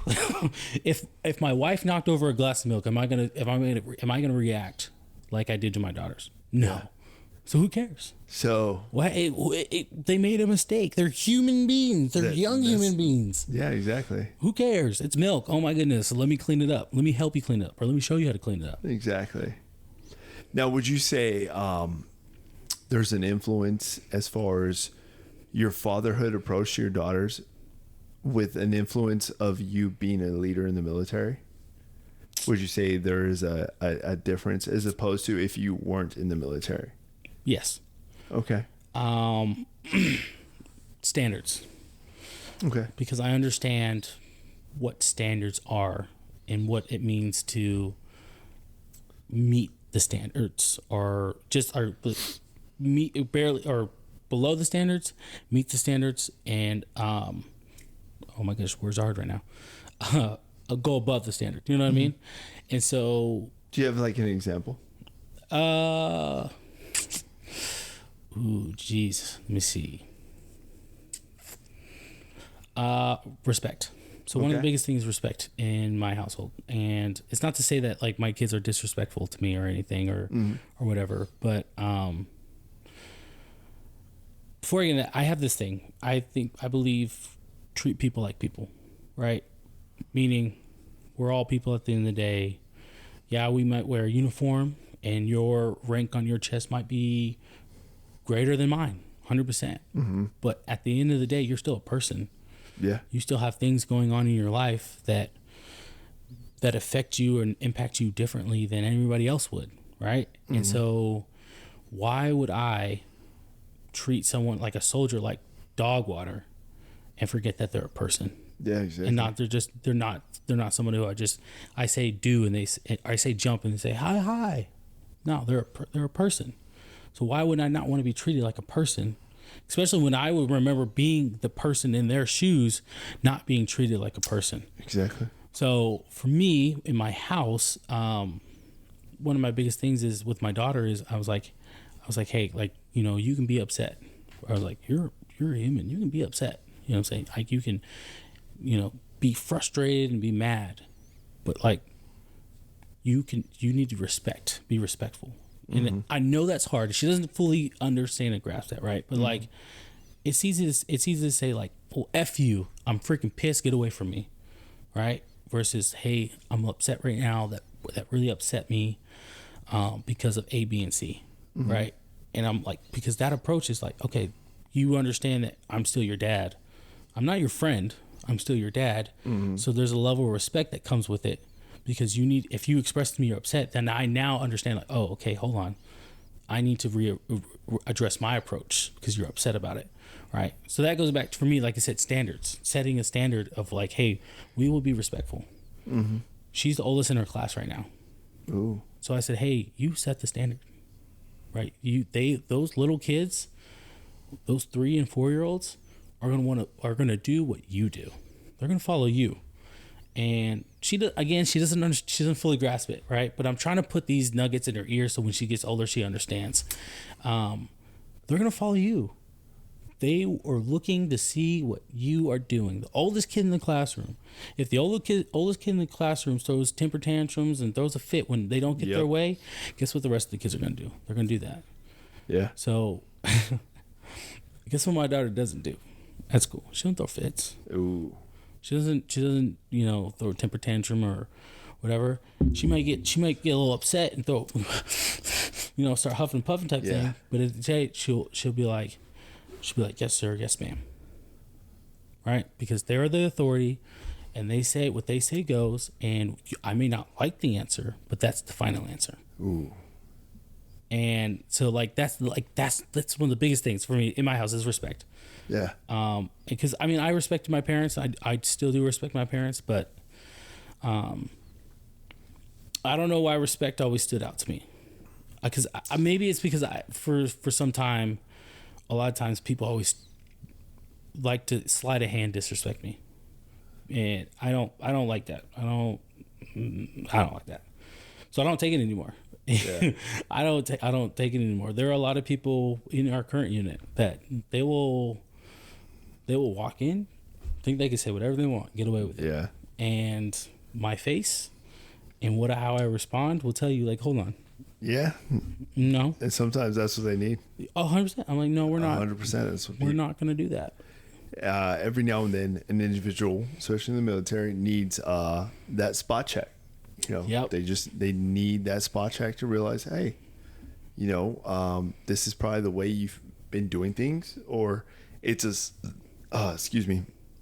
it's a standard that has been allowed, but guess what? It's not the standard that is existent here, and therefore you will follow the standard. Mm-hmm. And some individuals don't like that. No, some individuals people don't don't that. like being told that. No, they do not. They're like, to include kids. kids. Yeah, well, yeah. Kids, children, same way. It's my way or the highway with them, and they're like, no, I'm sorry. But it's and I'm pretty sure you've heard me say this too. But I always tell individuals, especially my junior leaders, I always say, hey guys, whenever you go up into the leadership corps, understand that you got to be the leader they need, not the leader they want. Yes, because there's a difference. There is a difference. Well, and that goes reflected all the way to the commander-in-chief, the president of the United States. You don't be the president they want. You be the president they need. You be the general they want. You be the general they need. Mm-hmm. You be the colonel they want, or you can be the colonel they need. Yep.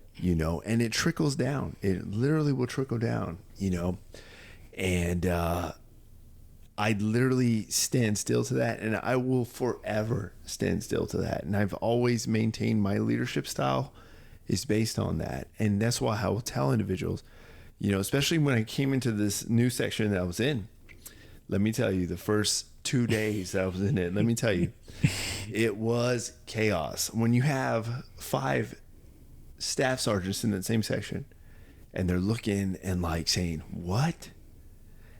We got so many senior staff sergeants who can take that role, but you're going to bring someone from the outside, MOS, and bring them in this role? Like, what?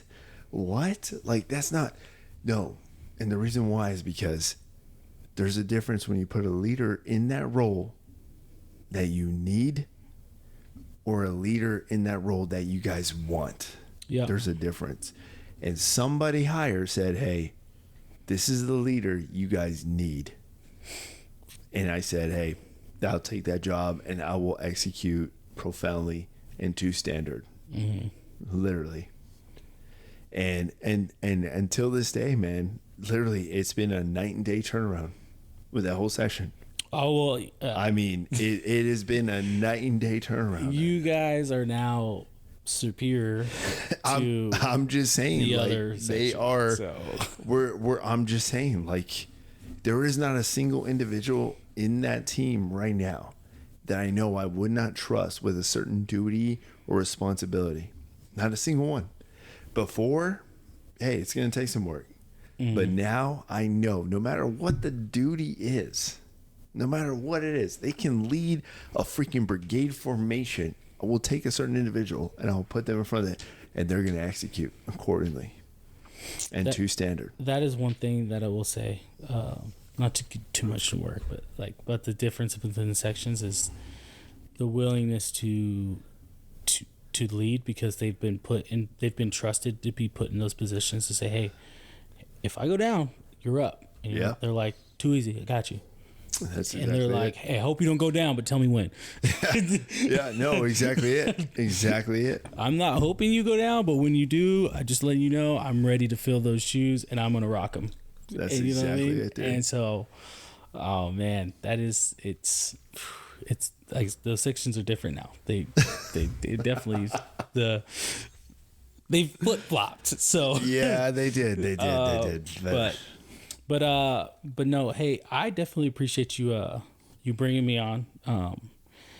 It's, I get nervous. I don't know if you do, but before we're not live, if you will, but like podcasts, I get nervous a little bit because I'm like, nah, dude, you did wow. what if I don't know what to say? What if I Dude. what if I go on too many tangents and then I get into it and I'm like, man, I'm freaking good. No, I got you. But let me ask you one thing before we wrap up. Let me ask you something. Obviously we tailored around the resiliency chain. We tailored around your duty responsibilities as an individual, your duty responsibilities as a father. But one thing I am always asked as a leader in the military, and I like to always dovetail this into other individuals, because the military is made up of multiple leaders, from different upbringings, different ethnicities, different beliefs in everything, etc. But one thing they always ask me is when it comes to politics. Yeah, when it comes to politics. No, and they do. I get asked this a lot. Now, obviously, I explain, all right, hey, understand we have a chain of command. Yep. We do. In the military, we took an oath. Mm-hmm. We took an oath. And part of that oath is to obey the orders of the commander-in-chief. Yep. No matter who it is. Yep. Now, granted, though, we're still human beings. Yep. You're still father. And that's not going to change. And plus, that oath also has an expiration date. Yes, it does. That's one thing people don't also know. The oath also has an expiration date. It's on paperwork. Yes. That you guys don't know about, but there is paperwork that literally says when that oath expires. But a lot of people do ask me, and I like to, and when I engage with other individuals, especially military leaders too, I like to ask them, hey, in the realm of politics, what is one, how do you conduct yourself based off the current climate that orders come down that you have to follow? And then two, how do you conduct yourself in the future when it comes to choosing your next commander-in-chief? Oh, those are loaded questions. I promise you, we'll wrap up after this, guys. We'll wrap up after this. Yeah, that's fine. So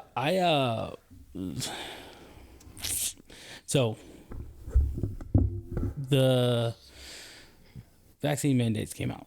Yes, and they did it come out. was September. I think it was September of 21. I think it was September of 21. And they said, hey,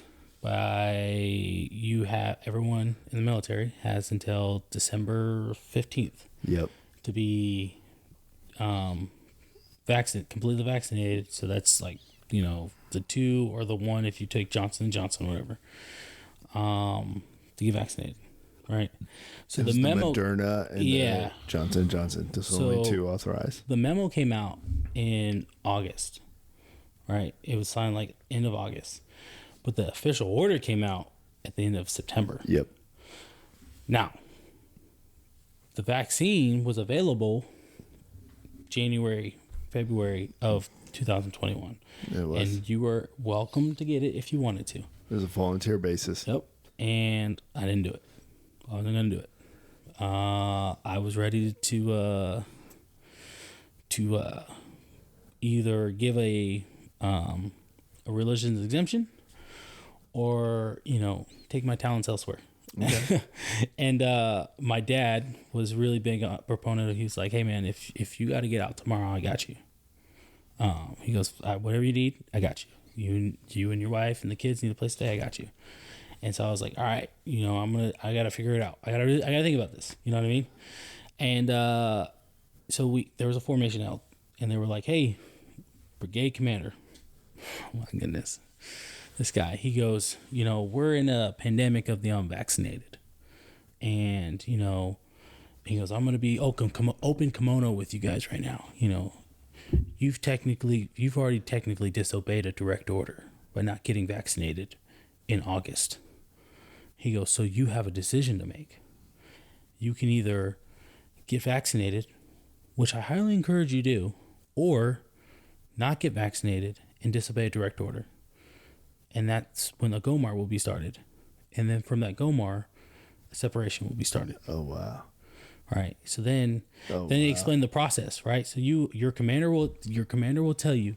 So I'll for the record, we never had any brigade commander come out and do that in any of my units. Oh yeah. No, this was your unit specific. In Bragg, having this conversation. Okay. Standing in formation, pregnant female, standing near me, getting ready to pass out. We're all standing at pray rest in the burning sun in Fort Bragg and Fort Liberty now, but whatever. I refuse to call it that. But he's having this conversation, and he goes like, yeah. He goes, so your commander will have a conversation. Your company commander will have a conversation with you. He will ask you if you're going to go get it. You have a choice to say yes or no. If you say no, he'll let you know and notify you obeying a direct order. He'll then send you to medical. Medical will then explain to you that this is safe to take, and nothing's going to happen. Blase. And then they'll ask you at the end, and this is going to be an officer, obviously, because they're a doctor. So they're an officer. They'll be like, if you say no, that's your second time disobeying a direct order. Then they'll send you to your battalion/brigade, and they'll have that final conversation with you, and they'll say, hey, you've been through all this. We've already technically started to GOMAR on you, but it can all go away if you go get vaccinated. Will you do it? You say no, that's 3 times you disobeyed a direct order. That GOMAR will get signed, you'll get separated, and you probably won't get an honorable discharge. You'll get an other than for disobeying a direct order 3 times. So, I sat there as he's saying this, and there's 4 of us in my company. We were the last ones in the company to get the vaccine. Yeah. The last 4. We sat there, and I'm sitting there, and I'm listening to this, and I'm getting angry. I'm legitimately angry. I'm like, hold on, you want me to go get this vaccine? You said it's going to work, and you're saying what the news says that we are in a pandemic of the unvaccinated. Hold on just a second. We were all unvaccinated a year ago. Right? I'm confused, right? We won wars unvaccinated. You know what I'm saying? Like, I'm confused. Like, is this one team, one fight up until I disagree with you? So I say all I'd say, because you could probably assume where I'm going with this, right? Yeah, I understand. I find it very difficult at times to be an unbiased leader, if you will. Mm-hmm. Right. We all know who our commander-in-chief is, and right. He can send me to Ukraine tomorrow. And guess what I would do? Pack my rucksack and go to Ukraine tomorrow. Exactly. You know what I mean? I may not agree with it. I may not agree with, we've all been given orders before we don't agree with it, but guess what? That's not they don't pay me enough to agree or disagree. Not to reason why, but to do or die. Yeah, is the saying. You know what I'm saying? Like, and that's the crazy thing. Even if it was Trump who was president still, and he said, "Hey, I'm sending my men and women to Ukraine tomorrow." Okay, we're going to Ukraine. Yeah. It could be JFK. It could be FDR. It could be George Washington. Mm-hmm. Right.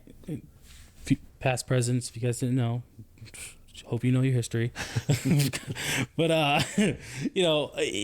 it could be either one of them, and I could be like, they would be like, "Hey, you're gonna go stand in that trench." That's World War I. But you're gonna go stand in that trench, and you're gonna go fight the enemy, until they're dead, and then you're gonna go take the next trench, and the next one, and the next one, and you're gonna do that for 2 years, and then you can come back home. If you make it back from trench warfare. By the way, trench warfare, trench foot is a thing. Good luck with that. We can only give you boots that are semi-good. Also, mustard gas is a thing now. Our gas masks are a thing. They work until they don't. So, like going through all these things. But guess what? I would do it because I was told to. I was given a direct order. Commander-in-Chief said, "We're going to do it. We're going to do it." Right. So that's just the thing. You know what I mean? Yeah. So like, again, I may disagree internally in my own beliefs, in my own morals, But like at the same time, I'm thinking from a perspective of just one individual. Yeah. I'm not thinking from a perspective of a president who has a lot more information than I do on what's going on. Yeah. You know what I mean? Like, that's one thing that I give credit to presidents is think about all the information they're privy to, that they're like, oh my gosh, from the outside looking in, me telling you I'm sending troops to Syria, you're like, how dare you?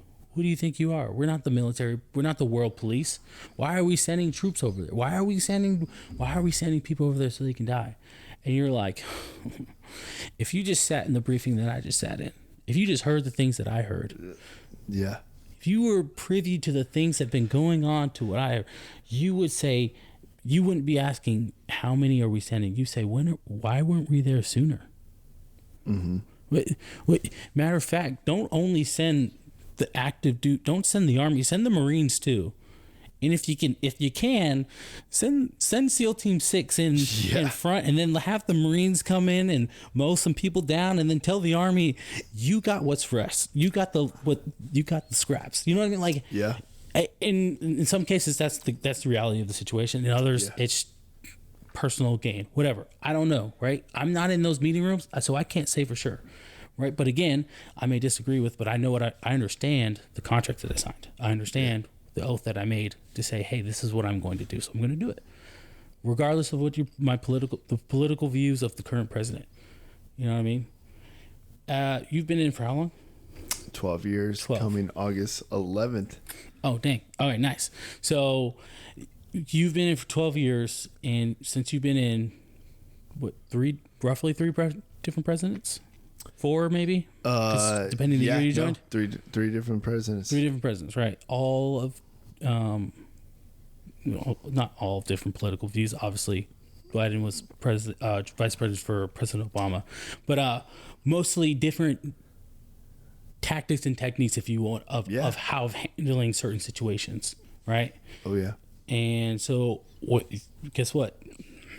In 2024, if we get a different president from President Joe Biden, they're going to have different views on what they want to do. That's right. For example, RFK might have an idea or have an ideology in which he believes it says, hey, this is the best way we approach this. Vivek might have a different idea of how we approach this. Who's another one? DeSantis might have a different way of how we approach this. Trump definitely has a different way of how we're going to approach this. Yeah. I'm with it.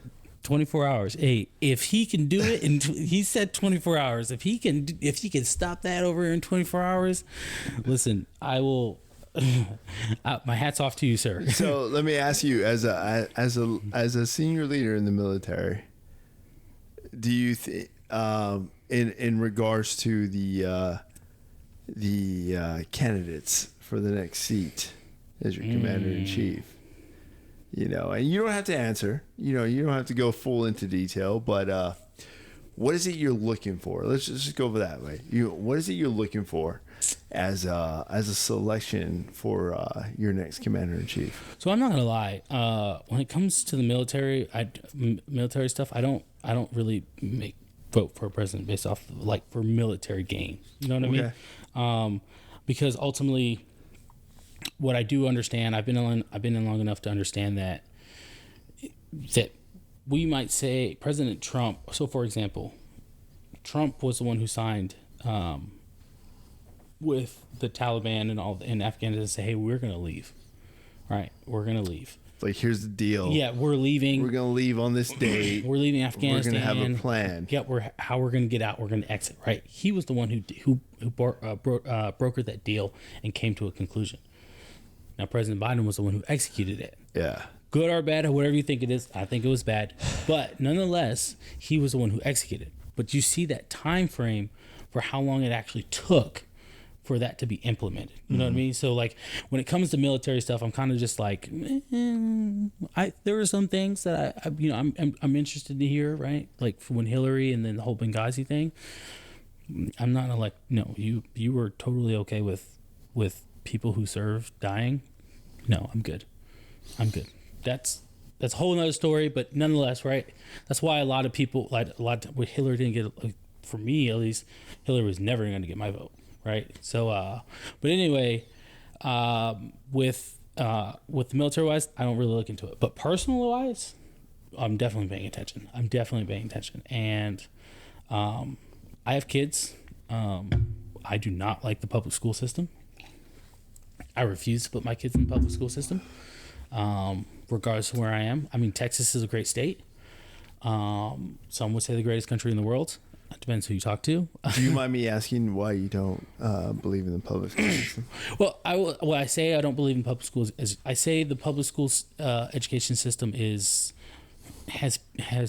been declining for a very long time, and I would even say the public school system was declining as I was going through it. Right? I just wasn't aware of it at the time. Okay. And I don't like the fact that federally, I understand it, but I don't really agree with it. Right? Federally, education is mandated, and they say this is what you're going to teach. This grade will learn this, and this is the curriculum, if you will, and how they're going to learn it. However, the state school districts, then they determine how they're going to spread that out throughout the year to ensure that they meet that federal mandate to say, hey, this is what the kids are going to learn in this year in order to then progress to the next grade, right? But kind of going to education, you have Bush, No Child Left Behind. Yeah. All right. So now children are not, you have kids who are in 8th grade who can read at a third grade reading level. And why? We shouldn't that shouldn't be a thing. I'm not going to say it shouldn't be, but it should be close to zero, right? Yeah. If that kid needs more time spent with him or her to actually learn the information that you need to teach them, they shouldn't be in 8th grade trying to figure it out. Because the next grade is high school. And not only do they have to worry about learning high school material, they have to worry about, this is the first time your girls and boys are paying attention to you. And you're learning yourself, and you're coming into yourself to become a person. So you're not worried about school. Let's just be honest. High school kids are not worried about school. They're more worried about their social status within that high school. Yeah. Right. So you have all these stressors, this new level of stress, but you can't. Do you think they're going to be worried about if they can read at a high school reading level? No, because it wasn't a big deal for the other grades. So why is it going to be a big deal now? But no one understands. Education is so important. Oh my goodness, education is important, and I agree. And I don't like the level of education. Right? I agree. I don't know if you've seen those videos on social media, and they'll ask them a question. They say, "Hey, the most recent one I saw was, what's the Declaration of Independence?" And they're like, "Oh, it's declaring our independence." And they're like, "From who?" They're like, wasn't that guy? Was it Bush? Were we declaring? What? Bush Senior was 90. What are you talking about? What are you guys talking about? Yeah. Declaration of Independence. We declared independence from Great Britain. Yeah. King Louis the 16th. Don't quote me. I could totally be wrong on that one. Wait, yeah, I don't think it was Louis. It's King. Was it Henry? I think. It might have been King Henry. I'm sorry, King Henry. But anyway, we declared independence from Great Britain. Yeah. I'm sorry. Louis was French. Oh, this. Oops, forgive me. We were supposed to save the French. We're military guys. Yeah. We were supposed to save the French. Not the reason why, but to do or die. Yes, there we go. So anyway, that's the most recent video I saw, and no one could answer. Americans, what the Declaration of Independence was. They made a whole ass series with Nicolas Cage about the Declaration of Independence. I don't know if you guys are what? Come on now, dude. I can't handle it. So that, and then I'll say this: no boys going into the same locker room as my daughter. Nope, not happening. Oh, I see. Not happening. Not happening. I see you went there. Because yeah, Yeah. you're not going to school. I got you. I got you. At the house, you got your own shower, you got your own bathroom, you got your own room. Look, you won't have to worry about that. Now, I guess this kind of just adds more to your. So, in the realm of private schools, okay. Yes. So, even though private schools usually are like the primary selective choice as an alternate for the public school system, which is federally mandated, but some are saying that even the private school sectors are only maintaining a curriculum set that is tailored and finite towards certain individuals, and that is what's being spread out to the students. Now, I'm gonna go ahead and go into this as a realm of LeBron James, right? LeBron James, his school isn't doing too hot. Started a school, and within this school that he started, his own private school, where the main focus is critical race theory, all these different facets that proclaim a certain ideology towards, or a belief towards, a certain facet of our historical upbringing. And that being said, it tends to neglect the basics of, reading, arithmetic, reading comprehension, arithmetic, and science. And to include, a recent study was already brought out. The results of this have been brought out that in his school, every student has failed to meet the arithmetic standard for their grade level. Every single student has failed to meet the arithmetic standard level for the state test. I saw that. In the whole school. But I'm curious, like, where your mindset goes. Obviously you have already, have shared certain beliefs, in this as a father, not as a military leader, but as a father. Oh yeah. And as a human being, in this country. But how does that relate to you, knowing that is a private school sector too as well? So private school, it's funny because I treat private schools as their own business, right? Like, if it's their own business. Some individual said, "Hey, I'm going to create a school, and it's going to be a private school, and people are going to have to pay to come receive this level of a level of education in which I can offer." Yeah, and that's cool. Sounds good. And if you're a smart, well-known, and renowned individual who can manage that and take care of that and bring on people who are smart and renowned and good individuals to run that and operate that, that's great, cool. But a lot of people get wrapped around like this says private school. They said, "Hey, it's a private school, so it should be great." No, not every private school is great, right? Not just like I may start a business, but I'm not as good at business as Patrick Bet David, right? Yeah. You know what I mean? Like I may start a business and be like, I'm killing the business again. Then PBD's over here like, small fry. Let me teach you some things, right? So, just because it has private on it doesn't mean it's a good school. And so you have to be, I think people need to be very selective with what schools they're going with. So if you don't prioritize education within for your kids, and you think that public school will meet the standards for you, and because you went to public school and you didn't turn out half bad, then great, cool, go forth and do great things. That's what you believe and that's what you want to do. However, for me, absolutely not. I won't do that, right? Because I went to public school in high school. Yeah. But before high school, I was in it wasn't private school, it was not a Catholic school. Oh my gosh, I can't remember what it's called. It's similar to a private school. I can't remember what it's called. But anyway, from 4th grade all the way to 8th grade, I was in that environment. So the level of education that I got was different from what the rest of the public school kids were getting.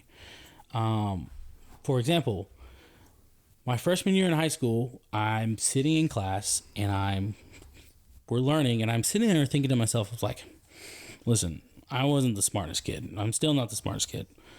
However, we already learned about this. Like, am I the only one who's kind of getting this thing where like, we already know this? Yeah. But all the kids, because my school was pretty small, so I know who was in my school with me in 8th grade and all that time. All the other kids went to public school. So they're taking down notes ferociously. They're like, I got to know this information. And I'm like, what do you mean? Didn't you learn that like last year? I'm pretty sure I started learning this in 7th grade. What are we talking about right now? You know, like, what is going on? And then sophomore year, you know, learning some new things still, right? Obviously I don't know everything, but learning some new things. And I'm like sitting there, and there's still some portions where I'm like, cool. Know that. Okay, this is where they come together. Yeah. Now, but however, kids taking notes ferociously. I'm like, oh my gosh, guys, you didn't learn this already? I'm confused. I thought we all were on the same page. I thought we all knew. Yeah. I thought the foundation was here, not here. Yeah. Like, you know what I mean? Like, you're reteaching me something in a totally different way than I learned it. And now it's coming off a little confusing. You know what I mean? Like, but I already learned about this. So I already know what, you know what I mean? So I say all that to say because I was ahead of my peers. Now, did I use that to my advantage? Absolutely not. I was, again, public school, I was fully ready to immerse myself in the realm of girls. So that was where my focus was. That was all of us. So, it might have started off good, did not finish well. I mean, I graduated, got my diploma, but probably not That's all you need. the best, what's it called? GPA, right? But nonetheless, right. I just think that just because private on doesn't mean that it's this superb school, right? You know what I mean? Just because it says university doesn't mean it's a good school. For example, would you rather go to Harvard or would you rather go to, I don't know good schools. I don't know, Texas A&M. Which one are you going to take in? They both say university, right? Does that mean they're the same level of education? Absolutely not. You're going to get a great education at Harvard, so they say. I haven't been myself, but that's what they say. Well, at least I would say it's in the employment market. Yeah, well, yes. A resume showing that, I graduated from Harvard, as opposed to you're competing against another employer or an employment contendee who graduated from Texas A&M.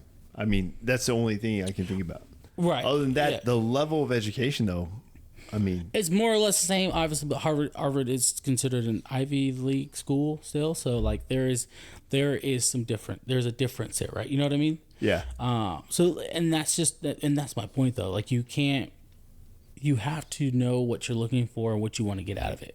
Mm-hmm. Right. So like if you want your kids to get out of education, that you want them to really understand and know the information, but you also want them to be hands-on. They want to do things, and you want them to understand the world around them. A Montessori school is the best. Is a wonderful school, right? Montessoris are hands-on. The method in which they use to teach the kids is not sit in a chair for 8 hours a day and learn about these 5 different subjects and then take a test. And if you pass, that means you learned it. If you don't, that means you need to pay attention more and take better notes. Right? The Montessori is hands-on. They're teaching them, but they also understand their kids. Yeah. And they also know that, like, hey, I'm not going to get 8 hours from a kid all day.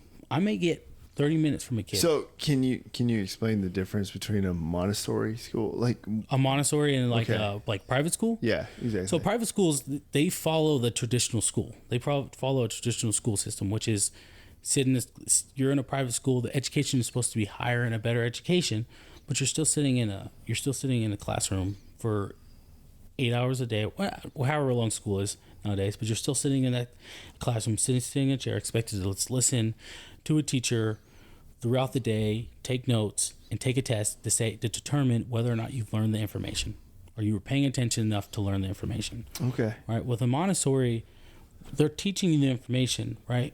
But in a manner in which it's tailored to say, okay, little Timmy is a visual learner. Little Tabitha is an audio learner, right? She does really well from listening and from listening. Yeah, and little Timmy though, he needs to see me do it, and then he'll do it. He'll freaking kill it. You know what I mean? So in that sense, I'm gonna say to little Timmy, hey, little Timmy, pay attention to what I'm doing, and then I have Tabitha over here listening. And say, hey, Tabitha, listen to what I'm saying. These are the instructions. Showing Timmy listening and Tabitha listening. They both just received the best form of how they receive education. And now they're both set up to succeed because they received it in a manner which they understand.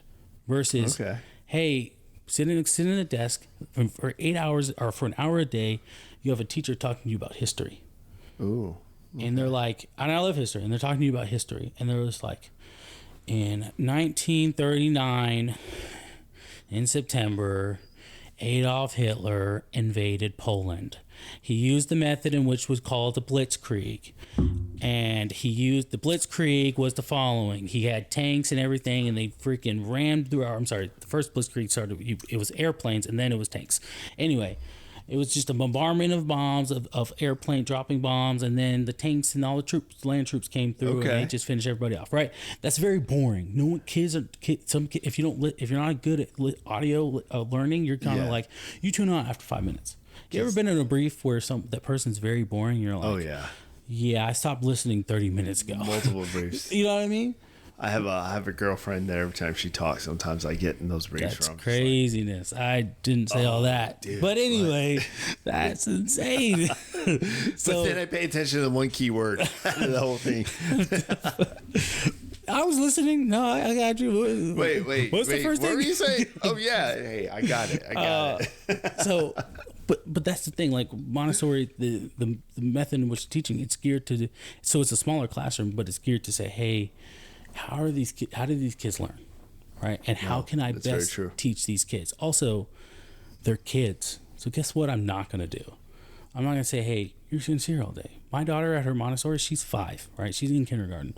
Yeah. But they have a nap time, which she doesn't take naps. So she's like one of the few kids who's like, I don't know what y'all doing, but I'm not doing that. Yeah, she's like, I'm reading a book. Yeah, like she's like, I'm going to go sit over here and do whatever. And then they have 2 playtimes, you know what I'm saying, for like 30 minutes a day. One in the morning, one in the afternoon, that they get to go out and they get to go be children and run around and whatever the case might be. Now, obviously, you get older, the level of expectation changes, right? I'm not saying teenagers need a playtime, and that's not what I'm saying, right? Yeah. But still, it starts to get changed to the point where now when the kid's 16, 17, and they're sitting in a classroom, they're able to know themselves to say, hey, this sucks that I have to sit here for forever and pay attention to this person, but guess what? I'm going to use my strengths because I've gained this independence that I now have from going to these different types of level of education, this different type of education. And I'm going to pay attention. I'm going to take the best notes. I'm going to know what's going to work for me to say, hey, when I need to take this test, I can pass this test because I actually know the information. Yeah. And I just sit here and drone out and press record on my phone and then go back and listen to it so I can try to pass the test. No, they learned it. They actually learned it. Education is actually learning something. It's not sitting there and saying, hey, what year did World War II end? They're like, 1943? Wrong, 1945. Okay. When was victory in Japan? Victory in what? Wrong, again. When was victory in Europe? What is this? This is in the World War II. Victory in Europe was in freaking June of 1945. Victory in Japan was in it was 1945, but it was in September of 1945. Right? But again, that's me through me learning because I actually wanted to learn it. Right? Because I want to know the information because I love history, so I use history as an example all the time. But again, a Montessori style was chill. I didn't go to a Montessori, but a Montessori style of things is it's tailored to makes that sense. kid's learning style. It is tailored. It's just more attention Yes. put out towards the student Yes. So like as it opposed to says like the that public school system. right, because public school you have a 25-1 ratio. Ooh. And a Montessori, I think my daughter's classroom is, I want to say it's 13 to 15 to 1. I think it's 13 to 15. Now, do you guys have to pay extra for that? So I won't say how much I have to pay. I mean, you don't have to. You but don't have to, let me but say it's you close do to have to pay for it. $1,000 a month. So Yeah, it's but not a it's an cheap investment it's when not it a comes cheap to- endeavor. But like, you know, for me, my kids are an investment, right? And That's right. And like I said, I told my wife this. I would sell my kidney tomorrow if it meant that they would receive the best education from this point on until they graduate, until they got their master's degree. That's what's up. What do you want? You want my kidney? You want my spleen too? Sure. When's the surgery? The matter of fact, dude, don't say less. Let me down this bottle of Buffalo Trace right now, and you can have them. You can have them. Take them out. As a matter of fact, just open up right now. Bro. I'll sit here and let you do it. I don't care. I swear, man. I when it comes to being a father, I saw this. Somebody sent me a clip, but it was a movie that I saw a long time ago with Denzel Washington, and I think it's called Houses. I think it's called. But I could be wrong. I don't know the title. But Denzel Washington plays a father, you know, and this is a New York kind of like Harlem family. Where his son needs the heart, right? What's up? Where his son needs the heart Yeah. in the hospital. He takes the hospital hostage. No, not that one. Not that one. okay. Not that one. That's John Q. Oh, okay, John yeah, Q. yeah. No, this one is where Denzel plays a father, and the movie was originally a play. It was a play originally, and they turned it into a movie. And he plays a father, and one scene sticks to my mind because it was sent to me, and I've seen it, and it's popped up in my feed. You know, shout out to Instagram and Facebook because your algorithms obviously have been working. Meta, you're doing a great job. Because it pops up in my feed and as a reminder. You know, it does a good thing. It's a reminder. And there's a scene where he talks to his son. And his son literally asks him, he's like, him and his son are talking. And his son says, he says, it's because you like me. He says, I like you. No, it's not because I like you. You know, he says, hey, you think you mean to question if I like you? And he tells him, he says, well, do you have a roof over your head? Yes. Is your mouth fed? Yes. Are the bills getting paid in the house? Yes. Are you able to go to school? Yes. Why do you think that is? And he says, because you like me? He says, I ain't got to like you. He says, motherfucker. he says, N-word, you think because I like you? No. It's because I'm a father. It's my responsibility. Yep. It's my duty and responsibility. He said, my life, you think I go to work with individuals who give me stress, give me conflict every day? With that being the focus of you? No. And he says, I do it because it's my duty and responsibility as a father to you, whether you like me or not. Whether you like me or not. And he tells this to his son to tell him as a teaching point to understand, hey, you're going to go through life. But if you live your life with the point of knowing or acknowledging only if people like you, no, you're going to be struggling your whole life. Yep. Because not a lot of people are going to like you. You're going to be struggling. You don't live your life for that. You don't live your life for that. You have duties and responsibilities, and you fulfill that. You have goals, you have challenges, and you fulfill that. You don't give a shit whether people like you or what outside elements think of you. Yep. And that's something I've always encouraged in my streams, in my podcast.